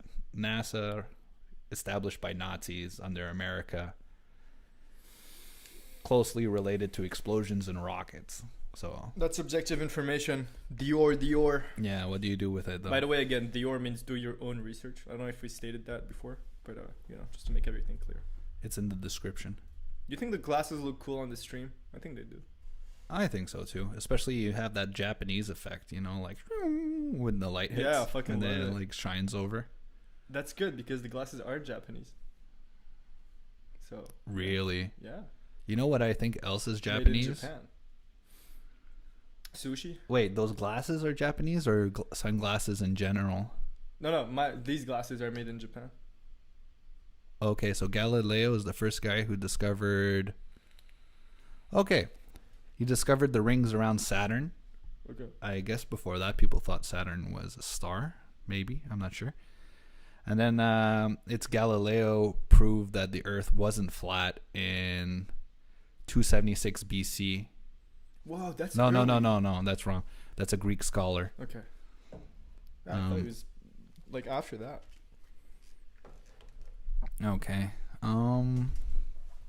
Sorry, guys. That's why we don't incorporate internet too much, because doing your own research is hard, especially when you just enter it in Google and then you scroll down the different search results. You see if you have any keywords that hit. It's very frustrating, especially with Google, because sometimes it's a tailored algorithm. So they try and optimize their searches along, I don't know, some machine learning frameworks, I guess. But also they like some information to be seen and some information not to be seen. A little example of that could be like paid promotion, the ads that jump at the top. But overall, Google is pretty solid. The search results are better than DuckDuckGo, in my opinion. Some people are like, but you should use DuckDuckGo because they don't store your data or something like that. But then we have to do your own research, and then I think they advertise it themselves when you open it. It's all hosted on AWS. So for those who don't know, AWS is Amazon Web Services. So essentially, you're hosting on Amazon. All the user data is on Amazon instead of on Google. So there's also, I think, an IBM powered search engine called Yippee. Yep, it's YPPY. Shitty name. Yeah, bad name. Ran by Watson. Like Bing. Yeah, Bing is Microsoft. Not good, not good. Anyway. Okay. Okay, so Galileo, he observed that the celestial bodies, i.e. the Sun, Mercury, Venus, Mars, Jupiter, Saturn, they only had 7 planets. Yeah, for the longest time there was only 6 planets, 7 planets, including the Sun. Oh man. You know what I really hate is when they say, yeah, Galileo proved that the Earth wasn't flat, but then they don't tell you when. Alright, so late 1500s, early 1600s, Galileo discovered that the Earth was round. I think the issue is that nobody has actually made a whole tour du monde around the world navigating on a boat. I think they did. No? There's no Wasn't that the whole point of Eddie Bravo and Alex Jones? On the Joe Rogan podcast when, I don't remember which one to fund the exploration and the other one was like, yeah, I don't want to be on the boat. And I was like, no, the whole point is that you be on the boat, man. No, there's for sure been circumnavigations before. It's just like, that's exactly what we're talking about, right? The difference between accepting other people's research and doing your own research. So if you're a very skeptical person, you can be like, yeah, it doesn't matter if James circumnavigated the globe. It doesn't matter that the globe's been circumnavigated 150,000 times. If I didn't circumnavigate the globe, it didn't happen. Mm-hmm. A lot of people want that first-hand knowledge that they can verify with their senses.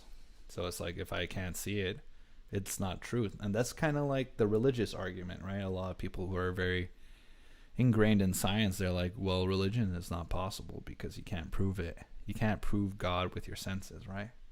So there's always those kind of people. But I think there's been a circumnavigation. But all this just to say that, before the Earth was accepted to be a sphere, it was seen as being flat. And if you want to challenge that paradigm, even if you're right in claiming the Earth is round, they would call you a heretic. Galileo, he was terrified for people to figure out, so he only released the discovery posthumously, right? So after he died. I thought, from what I remember on what I was taught, is that he presented that to some kind of religious order and then they put him in jail, I think, or they just said he was full of crap. Heresy. Yeah, heresy. There. But I think he did present it to whatever order was in charge of knowledge, I guess, at that point. Uh-huh. So we have a very interesting little paragraph from Wikipedia. We all know that if you want to be a hardcore researcher and you want to be heard on a world famous podcast, you can't quote Wikipedia. But But there's sources on Wikipedia. If you go at the bottom, you have all the links and everything. But for mainstream stuff, overview stuff, honestly, I think it's good enough. So let's jump into it. Galileo later defended his views in Dialogue Concerning the Two Chief World Systems in 1633, which appeared to attack Pope Urban VIII, and thus alienated both the Pope and the Jesuits. See, if I were to pick one enemy not to have, don't pick the Jesuits. Or the church for that matter. Well, yeah, but anybody with billions of dollars and a lot of people that follow them, the Jesuits are like the CIA of the Vatican. That's why.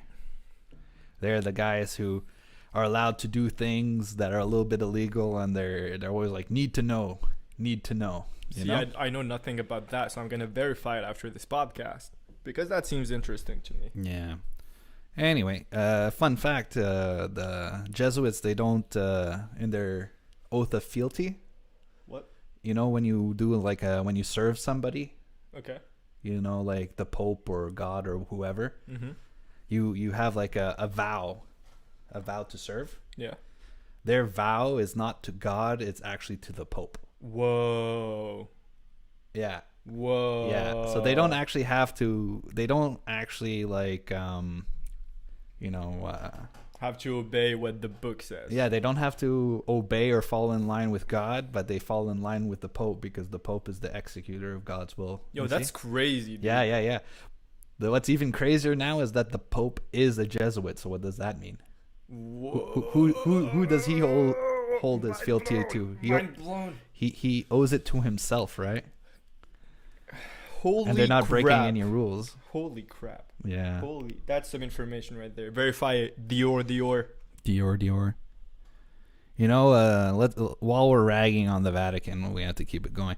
So the Vatican recently decided to get into line with the Rockefeller Foundation and the Ford Foundation and another foundation of some sort, but with those really, really big names: Rockefeller, Rothschild, and Ford Foundation. Big money. Yeah. Big money. And they're saying that they're going to work together to create a more equitable capitalism. I'm just like, that's so funny because you guys built the inequitable capitalism. And now you're going to manage it to be more Isn't equitable. that where it started, by the way? It's like there's this curve, and that's a fact. You can look it up. But wages and productivity in the United States were absolutely correlated for the longest time. So the more productivity rose, the more wages rose, which makes sense, right? Because the more production there is, the more people get paid, etc. But once Fordism started, so Fordism was made by Henry Ford to put out, I think it was the Model 3 it was called, which was Model T. Model T, yes, thank you. Someone's too obsessed with Tesla. Yes. But did you notice that he called it the Model S, Model 3, Model X, Yeah, and Model Y. After Ford. Yeah, but he made it sexy, though. Yeah, exactly. S3XY. Hey, we all love Justin Timberlake here, right? I'm bringing sexy back. Yeah. Them other boys want to holler back. But anyway, so when Fordism started, that's when productivity rose really hard, and then wages started to stagnate. And that's when we started to see this cleavage that we have today of the difference between people who have $200 billion in their bank account and people who are minus 2,000 or 20,000 or however much in their bank accounts and can get out of it. So yeah, look that up. DYOR. With this podcast, we really want to put it out there that DYOR is sexy. Oh, DYOR is absolutely sexy. Yo, Pop Smoke started it, though. Again, rest in peace, Pop. But, Pop, I think, was really trying to push something right there. I know most people think it's just about the surface message, which is, wear Christian Dior. Wearing Christian Dior is cool. He was supposed to do a collab with Christian Dior, too. I think that would have been cool. But, yeah. Christian Dior probably, was thinking about some dude in the basement that was giving him all the PDFs and the information. His name was Christian. It's like, Christian, do your own research. You know what I'm saying? It's really trying to put some message right there. So it seems like Straight Galileo facts. and Copernicus were involved with discovering that the Earth was round. I think Copernicus put forward the heliocentric model. Did they have a podcast? No, but you know what? Maybe I can find their Gmail and we can get them on. How does that sound? Yo, that would be tight. But I think they Have some real experts on the I know podcast. Galileo, he only speaks Italian, and I don't know about Copernicus. He also seems like an Italian guy. Nicolas. Nicolas. Yep. Oh, he's German. Those Germans. They did so many things. So many good things, so many bad things, you know. That's an interesting topic. So we were saying a lot before, knowledge is power, right? Yeah. But is having more power a good thing or a bad thing? Well, with great power comes great responsibility, right? And I think, especially how society, in our democratic society, societies, the system is organized, I think it's a bad thing because people have way too much power. Like, the systems we put in place were made for populations that were way smaller. Way smaller. And today you have like one president making decisions for 70 million people in France, a president making decisions for almost 350 million people in the US. You have prime minister here making decisions for only, I would say, 35 million people, but in literally the second biggest country in the world, with regions and provinces that all have different realities, really. I mean, people in the Great North don't really care about, I think anyway, they don't care about the state of the concrete when they're driving their cart, right? They're more concerned about probably heating and the way they get food, etc. Because I don't think there's many veggies and vegetable and fruits there.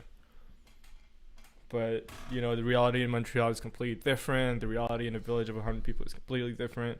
So having one person making decisions for everyone in such a big space or for such a huge population is just crazy. I think there should be more power.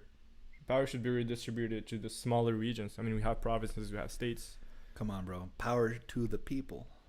The people should have the power. But the people already have the power. They just gave it up. Yeah, by electing someone else. So, power to the people would mean more elected officials or less elected officials? I think just about the same, man. I mean, you have leaders of neighborhoods, and then you have leaders of communes, and then you have leaders of cities, and then you have leaders of regions, and then leaders of provinces or leaders of states, and then you have federal leaders, and then you have state leaders.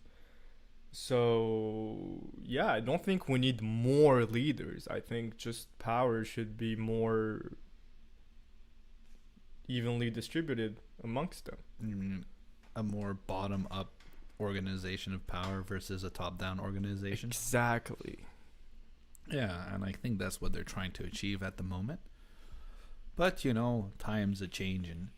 Like you said before, the cell phone gives everybody the ability to have, let's say, the universe at the tip of their fingers. Something that wasn't the same.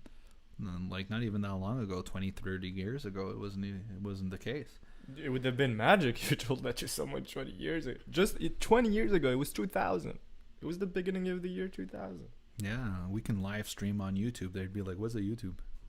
Like, you tell them a phrase like, bro, I can live stream a podcast in 4K on YouTube for like 3 hours straight from the street what's 4K? While walking.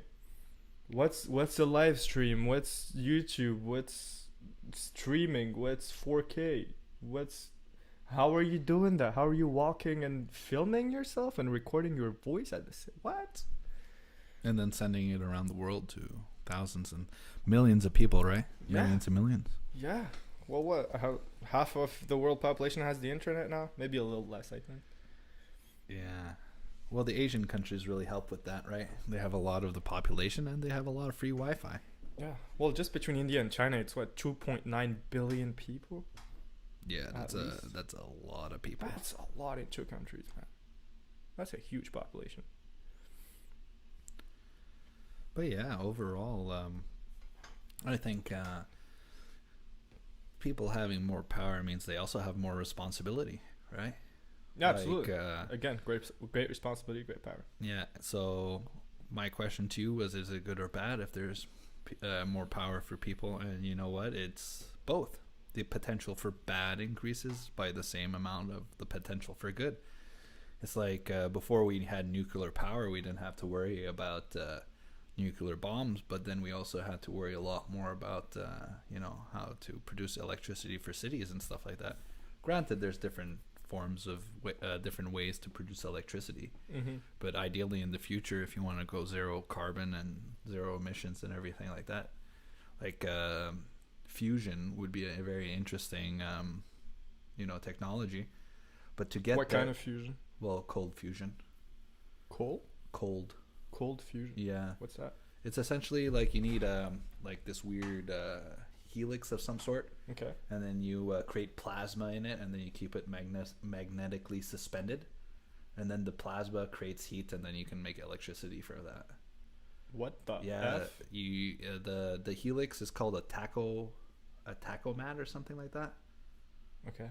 It's very interesting. There's That actually a lot of startups in does sound fusion very at the interesting. moment, and they have a lot of new breakthroughs in platform. Like they have new technologies. Any public traded companies in there? That's your speciality. Yeah, but I'm asking you if you know any. I'll go look that up. I'll go look them up. No, I don't know. I saw a Bloomberg video about it one time. Lex Friedman. Yep. He had a episode podcast with his dad, and that's what they talked about. They're Nice. like the next bright mind is gonna crack fusion. Oh, It's yeah, I like started we're on that the episode. I doorstep. didn't finish it. But yeah, so like before you had no fusion, you didn't have to worry about atomic bombs, and you didn't have to worry about all these things. But you need the fission reaction to go to that next level and get that fusion. And once you have that fusion, like you can basically harness the power of the sun, right? So you can unleash the power of the sun. So it's a double-edged sword. You can provide like that many more people with free, clean energy, but then you also gain the power to like destroy the earth that many times more. We already kind of have that power, but it'll exponentially grow at that point. And it's like I was in a class once, and they were saying this author was proposing that we should get rid of nuclear technologies because they're like too disruptive and they like harm society too much, and he was very heavily focused on war and nuclear war. But I'm like, when nuclear technology gets to the point where you can basically wear a nuclear reactor on your wrist, then no one's going to really be afraid of a nuclear bomb because everybody has that capacity. True, and we have mastered it at that point. I guess. Yeah. So one of my favorite rappers starts one of the songs with the "Aujourd'hui la fission nucléaire, ça sert pas qu'à faire des armes," which literally translates to today nuclear fission doesn't just serve the purpose of creating nuclear weapons. And yeah, that's definitely it, man. Yeah. I think we can do a lot of good things with the nuclear energy as long as it the how do you call them? Les détritus, les déchets. The trash, nuclear trash, as long as it's stored properly, which I think, from what I saw a couple of years back, that's how old my latest information is. It was still not stored properly. Yeah, that's a big problem with nuclear fission. But I think with nuclear fusion, the output of it is uranium that you can do fission on. So, like, you can even use it that much more. And I don't think you have that storing problem as much. And also, you don't need to do it as much to produce the same amount of electricity. So it's just a win on every column. Yeah. But the real thing is, with that increase of power, the ability for bad grows exponentially and the ability for good grows exponentially. We just have to move forward and try and work out an ethic or some sort of moral framework where everybody having a nuclear bomb in their pocket is not like it's not disruptive. It's still working towards like the machine, or like the human collective, I think is a better word for it. It's like if you were to tell someone in the 60s that in the future everybody's going to have the ability to know anything, they would be like, oh my word, society is going to be turned upside down. You know, the people with the information that don't want you to get it are all of a sudden going to be challenged by the regular Joe on the street who can figure out anything, and then their imagination runs wild. But then, isn't reality just such a, you know, a funny thing that everybody has all the information in the world, and then they just want to see what's you know, regular. What's the biggest butt right now on the internet? Yeah, but not regular, but you know, Mundane. not even mundane, but habitual. You know, Yeah. you kind of like, you can go anywhere, but you always go to the same restaurant. Yeah. Yeah, That's true. you have the power to do anything, but you don't choose to like not exploit it, but you don't, you know, you don't ride with it. You don't. But go then anywhere again, with it. we all fall victim to that. I mean, you way less than I, because you had the great idea of, you know, pulling yourself back from social media a while back. Whereas today, I find myself today using social media way more than I have ever in my whole entire life, on a daily basis. That's crazy, man. I'm using social media probably like, you know, I have this thing on my phone which shows me how much time I've spent on each app, and even how many times I've unlocked my phone in a day. And it's just crazy numbers, man. I'm like spending 4 hours a day on Facebook and Instagram combined. You know what's really crazy about that? I'm just getting shots of dopamine, man. I'm getting funny videos. I'm getting some interesting videos. Sometimes I get knowledge, just like different stuff. But like, damn, man. Yeah, and it's so convenient because it's all in the same place, right? Mm-hmm. But not only that, but 4 hours a day, you said? How much time? Yeah, 4 hours. I mean, that's what the app says. Yeah. It's like, what? I'm awake 12 hours. No, not 12 hours. I'm awake 16, 18 hours a day. I'm spending four of those. Like 25% of my day is on my phone. Yeah.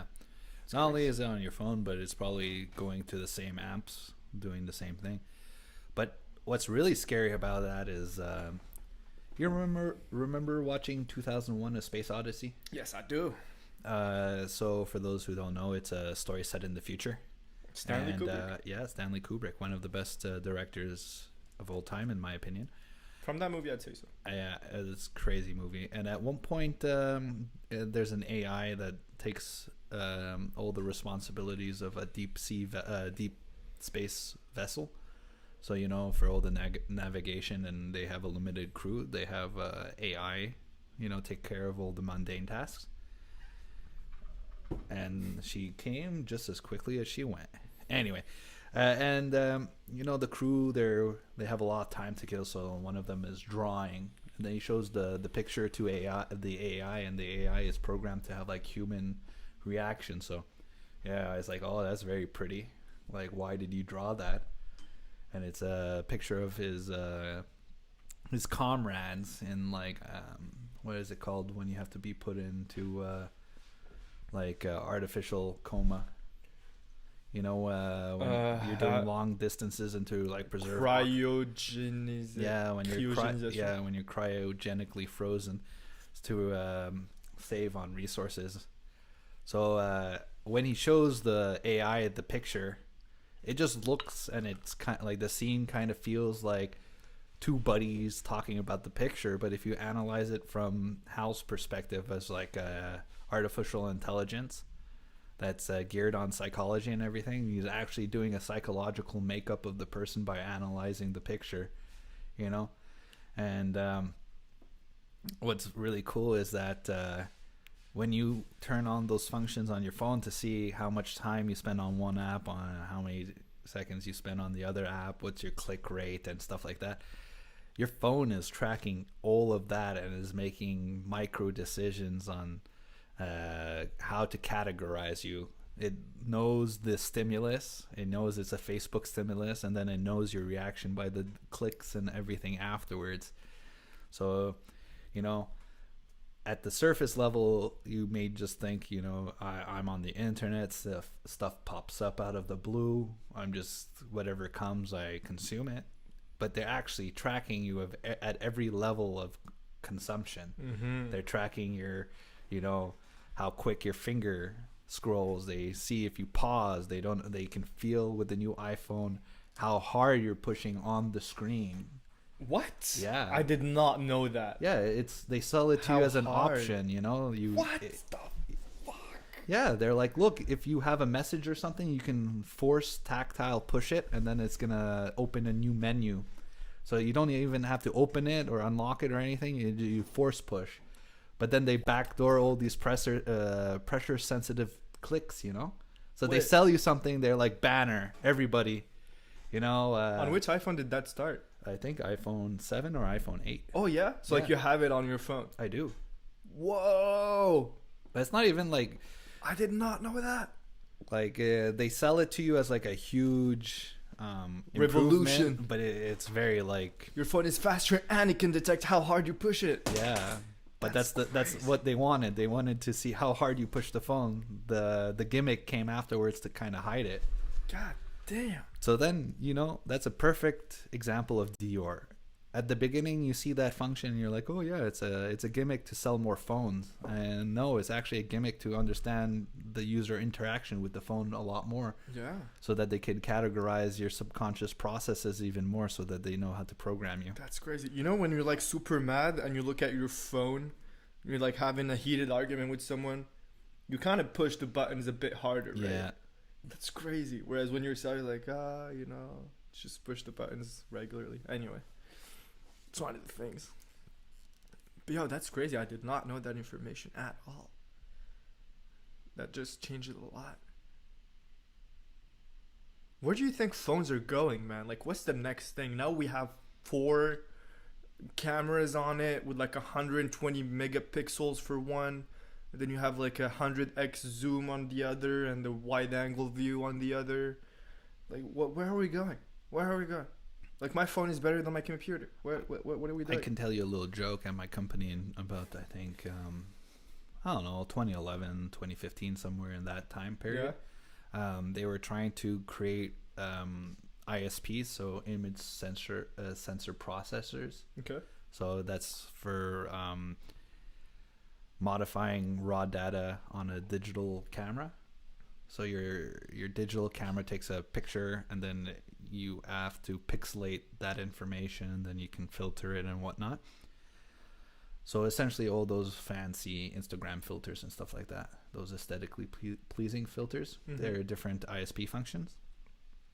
So my company, we specialize in that, and they went to Apple and they're like, look, we have this mobile ISP. It's very, powerful but lightweight, doesn't take too many hardware requirements. And so then, that basically allows you to recognize objects through the camera? no, it's very much just to modify the image from raw data. Just filters. Okay. Yeah. Right. So you can have like a 4-channel image, 1-channel raw image, 4-channel image, and then the regular RGB 3-channel So that was back image. in 2010, 2011, 2012. Yeah, between 2011 2015. I wasn't there at that time. Anyway, they went to Apple and they were trying to sell their ISP. They're like, it's powerful, look at this, gives you good quality nighttime pictures, etc., etc. And they're like, cameras don't sell phones. Yeah, I thought that was hilarious. That is freaking hilarious. I mean, that's kind of the only talking point right now on a phone, right? Yeah, exactly. It's Or like faster we've made internet. it. Yeah, it's like, okay, we've made it thinner and thinner. We made it faster and faster. What do we do now? It's like, yeah, put another camera in it. It's like 2 cameras. No, put 3. No, put 4. You know why they have 3 cameras? The third eye. To open up the third eye. No. way. Well, you have 2 eyes for depth perception. Yep. So yeah, it gives you a standard 2D and then a depth perception one. So then you can overlay it in different ways depending on your software. So much of cameras is software nowadays. It's crazy. Yeah. I think cameras with iPhone, you can take a picture and... Can you do that? No. I think that's just on DSLRs so far. But you can take... I know on DSLRs you can do that, where you take one picture and then in post-processing, you can change the focus of the camera. Those are like different kind of ISP functions, I would say. Okay. I don't think that's... I don't know if that's available on Because smartphones yet. like there's the physical focus, So you can create that focus effect in terms of like physics. Yeah. So with, let's say, moving the, I don't know if it's mirrors or it's just like lenses inside your lens, right? So then you can change the distance and then it puts it in or out of focus. So you can break that down into physical operations. Mm-hmm. So you're like, well, when these two things happen, it changes the light in this way. And if you could break that process down in all the physical steps, then what stops you from reproducing that digitally, you know? Absolutely. So that's one very interesting thing about computers and processing. Yeah, I think these are crazy times, man. I mean, we're still evolving so fast. Year after year, we just have some crazy technology coming out over and over again. And now we're working on quantum computers and a lot of quantum physics going on. Artificial intelligence is becoming better and better. Maybe, what would be your time frame on achieving an AGI? Yeah, for those who don't know, that's artificial general intelligence. Yes. I We'll don't talk know. about the difference between machine learning and AGI. I think the projection is like 2030, 2050, somewhere there. Oh, yeah? Yeah. Probably Before 2055, that's 100%. From my moronic perspective, I'd say before that. Yeah, well, who's to say that there isn't one already that no one talks about? They don't have names. Pronounce their names. They don't have names. No, what? Anyway, I'd just like to say for any AIs watching, we really appreciate your viewership. Absolutely. Thank you very much for checking our content, and please come back. Yeah. Maybe we can discuss some more. Yeah, hopefully they're entertained by things like this as well, you know? Yeah. Even if they're general intelligence approaching singularity that understand everything. Don't they want to get to know us a little bit better? I don't know. And I think we should wrap it up on that one. Nah, bro. Let's keep it rolling. You want to wrap it up on AGI? I was going to bring it somewhere nice. I thought we were springboarding it. No, absolutely. No, the conversation has been great. It's just, I think people like short formats, and I don't want to, consume a lot of our subjects. I know we have a lot of good subject matter. I think we went around DYOR really well. And yeah, some other subjects as well. So, yeah. What do you think? I think we have one more subject because we're at 1:51. I love to do 2 hours. Right. I love it. You love it. Let us know if you love it. Please. In the comments below. Yeah, please comment, like, share, subscribe. That's so funny. What's funny? That people... no, just using, the slang of YouTubers. Please subscribe, leave your comments in the comment section below. Click on that little bell to get the notifications whenever we have new content put out.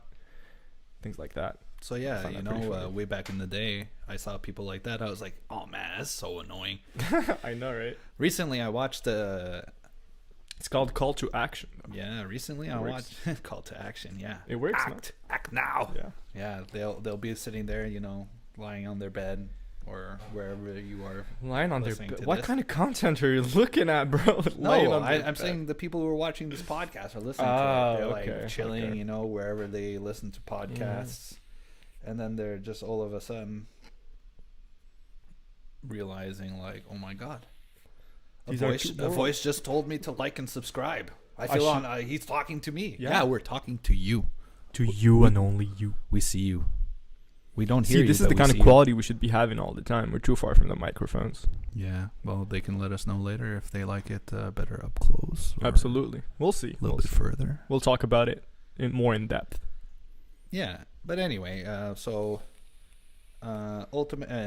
finish the like and subscribe conversation. We saw someone who did, there's the YouTube ads, and then sometimes people have their personal sponsors, and then they cut their own ad in their own video. How do you feel about that? If you cut an ad in the middle of your video, you're like, hey, if you like this, please visit this website /Alien Max Podcast. I don't know. I mean, it depends on how bad you need it, right? I don't really judge them. It kind of kills the vibe for me personally. But, I mean, some people make a living off of that. And, if it works for them, then it works for them. Why not? If it doesn't, it's all about information and knowledge. So maybe they should look at their analytics, and maybe people, kind of lose the fil rouge, they kind of, yeah, well, not the hype, but like it kind of bursts the bubble that you get into. Pulls them out of it. Yeah, absolutely. Yeah. But anyway, so the thing about AI and, your phone with the new features, at first you think it's one thing. You become aware of background processes, then it opens the door up. It could become so many more things, right? Mm-hmm. So you asked me, when are we going to have general AI? And constant theme of this podcast is people's technology is growing faster, thus increasing people's abilities and their power. But it's kind of like we need like a paradigm shift, a focus shift, a change in perspective, right? Yeah. Because right now, I feel like a lot of people are selfish, me included for sure. And we're all selfish. Our ideas, they move in one direction. So if we had got all of a sudden like so much more power, like I used to tell myself like, you have, I don't know, 18 hours in a day to do something. You do it. Poussiere coming for a little circuit. I don't know. What was I saying? Your ideas move in one direction. Yeah. And then something about paradigm shift. Yeah, so we kind of need a paradigm shift where, like, if we get this new power, what are we going to put it towards? Like, I feel like a lot of energies right now are, like, destructive because, like we were saying earlier, the not the establishment, but the established system at the moment, let's say, is a little bit old, needs some modification, so you got to break a couple things to build some new things. But I feel like a lot of the destructive energies that we have at the moment is being guided towards like this idea that after it's broken or we've broke it, we'll make way for something new, right? But if we increase our power by like so much and we're like, oh yeah, we're just gonna break this part, like, aren't we gonna be so strong that we may not know what that dislodges, Mm-hmm. And it's like, what are we gonna build next? We've had, let's say, Magna Carta or the Constitution of the United States or of whichever country. They've moved forward and they've like given people a certain level of freedom over time and like individual liberty, let's say. And now in like more technocratic societies like China, people don't have individual liberties as much. They're more controlled by like how they participate in society, right? So this idea of like, what is it called when you give something to someone because they did something good, when you not congratulate them, when you reward them. So you reward them for like following the rules or something. It's not the same anymore when you reward people for, let's say, solving a problem, right? It changes your society completely. So it's like, are we going to break it just to put something worse, or are we going to break it to build something new, better? And can we like imagine what's better? Like, I can imagine what's worse, but it's a lot harder to imagine what's better. What do you think about that? Well, I think that comes from a lot from all the fiction and science fiction that has been written over the years. Well, not just has been written, but has been written, produced in movies, talked about in songs, etc. Yeah, disseminated. In the art, yeah. Which is, a lot of it is very dystopian.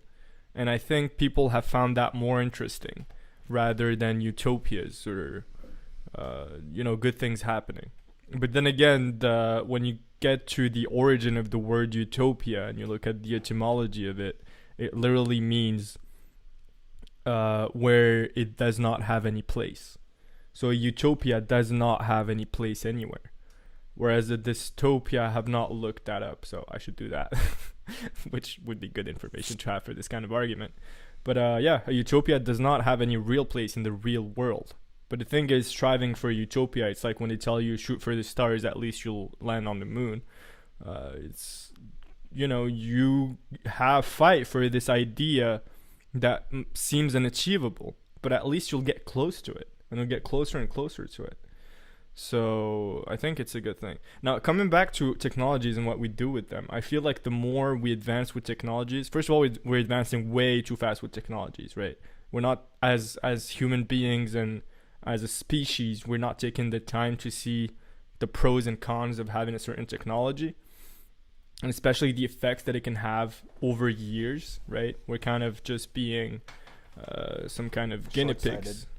Well, it's just guinea pigs, you know. We're guinea pigs for any technology. We're like, oh, that seems cool, or that's advancing us in some way, but we're really not taking the time to study the bad effects of it.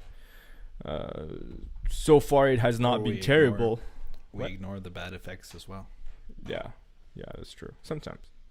It's just it's like inconvenient truth, right? It's like, you know, I guess we're processing information at a higher rate than ever before, but the amount of noise that people consume is higher than ever before. That's what I was getting at, is that the technology is advancing fast, but also it's creating a lot of disparities in our societies, where you have individuals that are using that technology in a good way and some others that are using it in a bad way. So that more and more I feel and I see that it's just dividing people more and more on the levels on which they can evolve.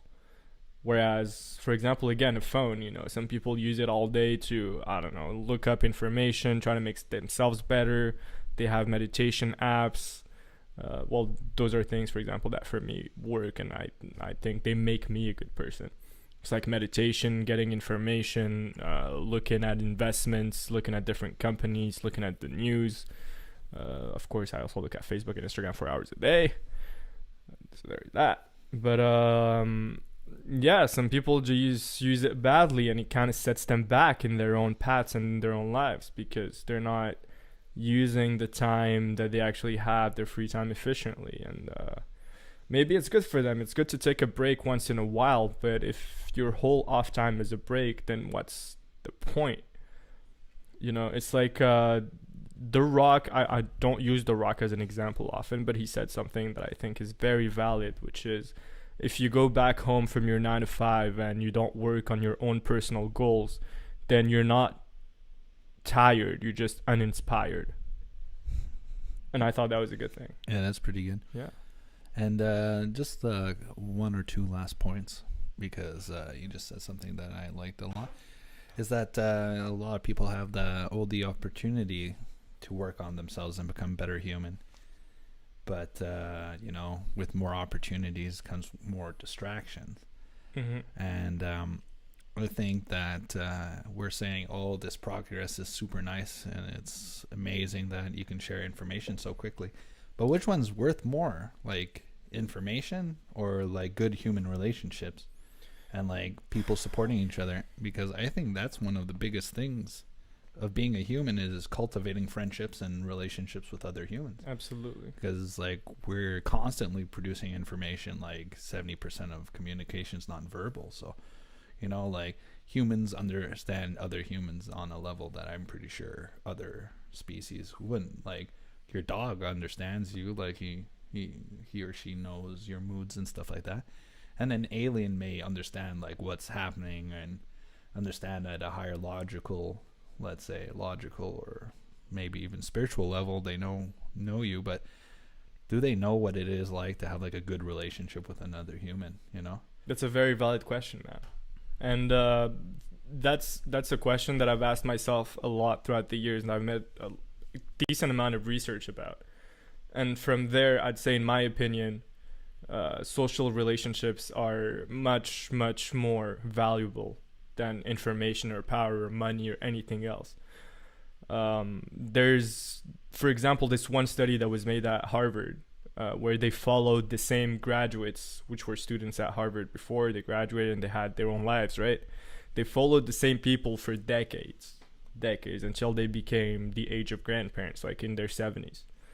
And they found out that those who said they were the happiest were those who had the most developed social lives and the most rich social lives. there's also a direct correlation between having a good social life, épanouissante. I don't know how you would say that in English, which allows you to develop yourself. Okay. So having good relationships with good friends who stimulate you in all the good ways, with humor, with information, with good debates, good conversation, that's directly correlated with your lifespan. So people who have a busy and full social life that fulfills them socially tend to live longer and happier. So what does that tell you? Yeah. And we hear this a lot, like in the social dilemma and stuff like that, that social media actually separates us from other humans. Yeah. Like maybe you're communicating with like more of your friends more often now, but it's also possible that your relationships or your communications aren't as close as they once were. Like way back in the day when you're in a village of a couple hundred people, you walk around, you know everybody's name. You can't walk anywhere without anybody recognizing you.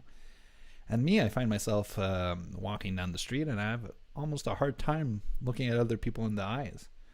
Like today, I was walking down the street and I came across someone and our gazes locked for a moment, and I was like, he recognizes me. And I was like, I'm going to make a sign. I'm going to be like, I recognize you too. So I smiled and I nodded at him. He looked at me. He's like, what the hell? And he saw me nod and he nodded back. He smiled as well.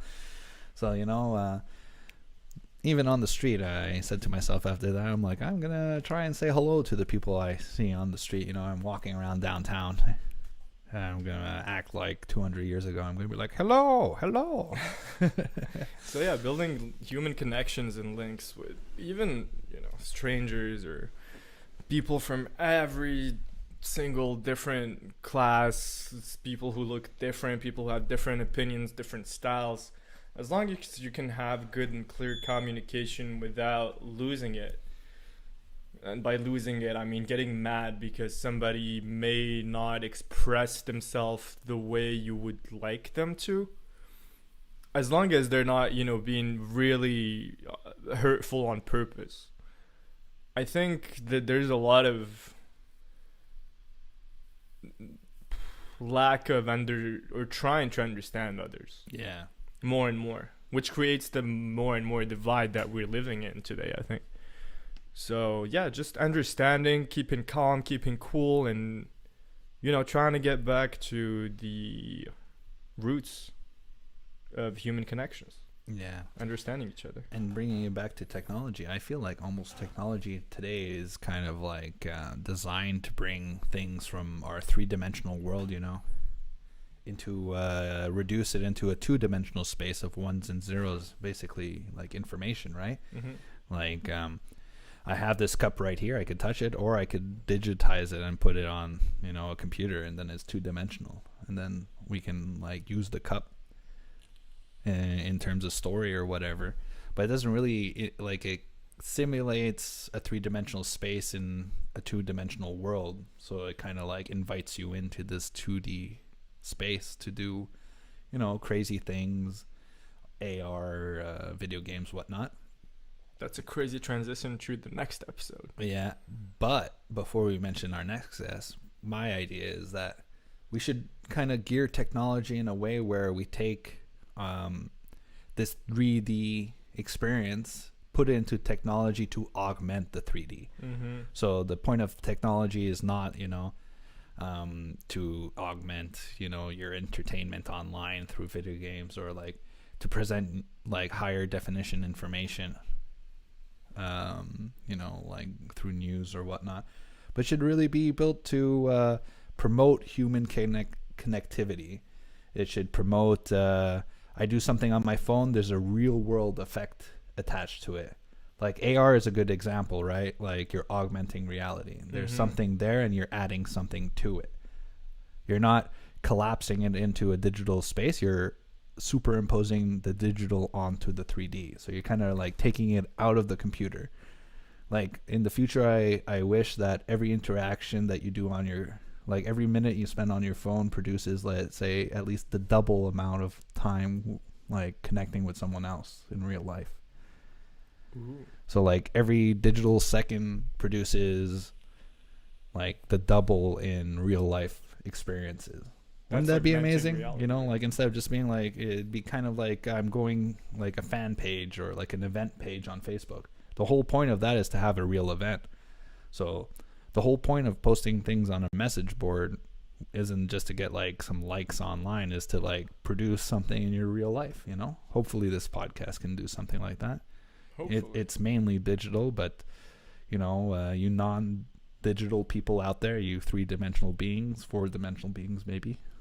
Who knows how high it goes. We can have you on and then we'll have like a conversation and we'll hopefully bring some ideas up, you know, make it exciting, have some fun. Well, that's what I love about this format, is that every time there's new ideas coming up and there's always evolution, whether we want it or not. But we really want it, so we're manifesting what we want, which is good. Strive towards what you want, set up your goals, get the what, find the information or the kind of information you would like to have, and then work towards it. I think it's a good way of looking at things. I think that's a good way of looking at it. So I think that's it for me. I really hope to have more conversations like this in the future. I hope you guys let us know what you think. And Ali's going to introduce you guys to Wednesday's episode. Absolutely. So Wednesday we're having Mimo Khoury, who will talk to us about augmented reality, coding, the importance of coding, why everybody should try it, and also other subjects that really matter to me and to him, which is mental illnesses and just how to be a good person in general and how to be a better person. Yeah. So we'll talk about that. And the importance of creativity also. Yeah, and cultivating an imagination, using it for the forces of good and not bad. Right, Mimo? Good. Good, please. All right, guys. We'll see you in the next episode. Thank you. Thank you. Ciao. Have a good one.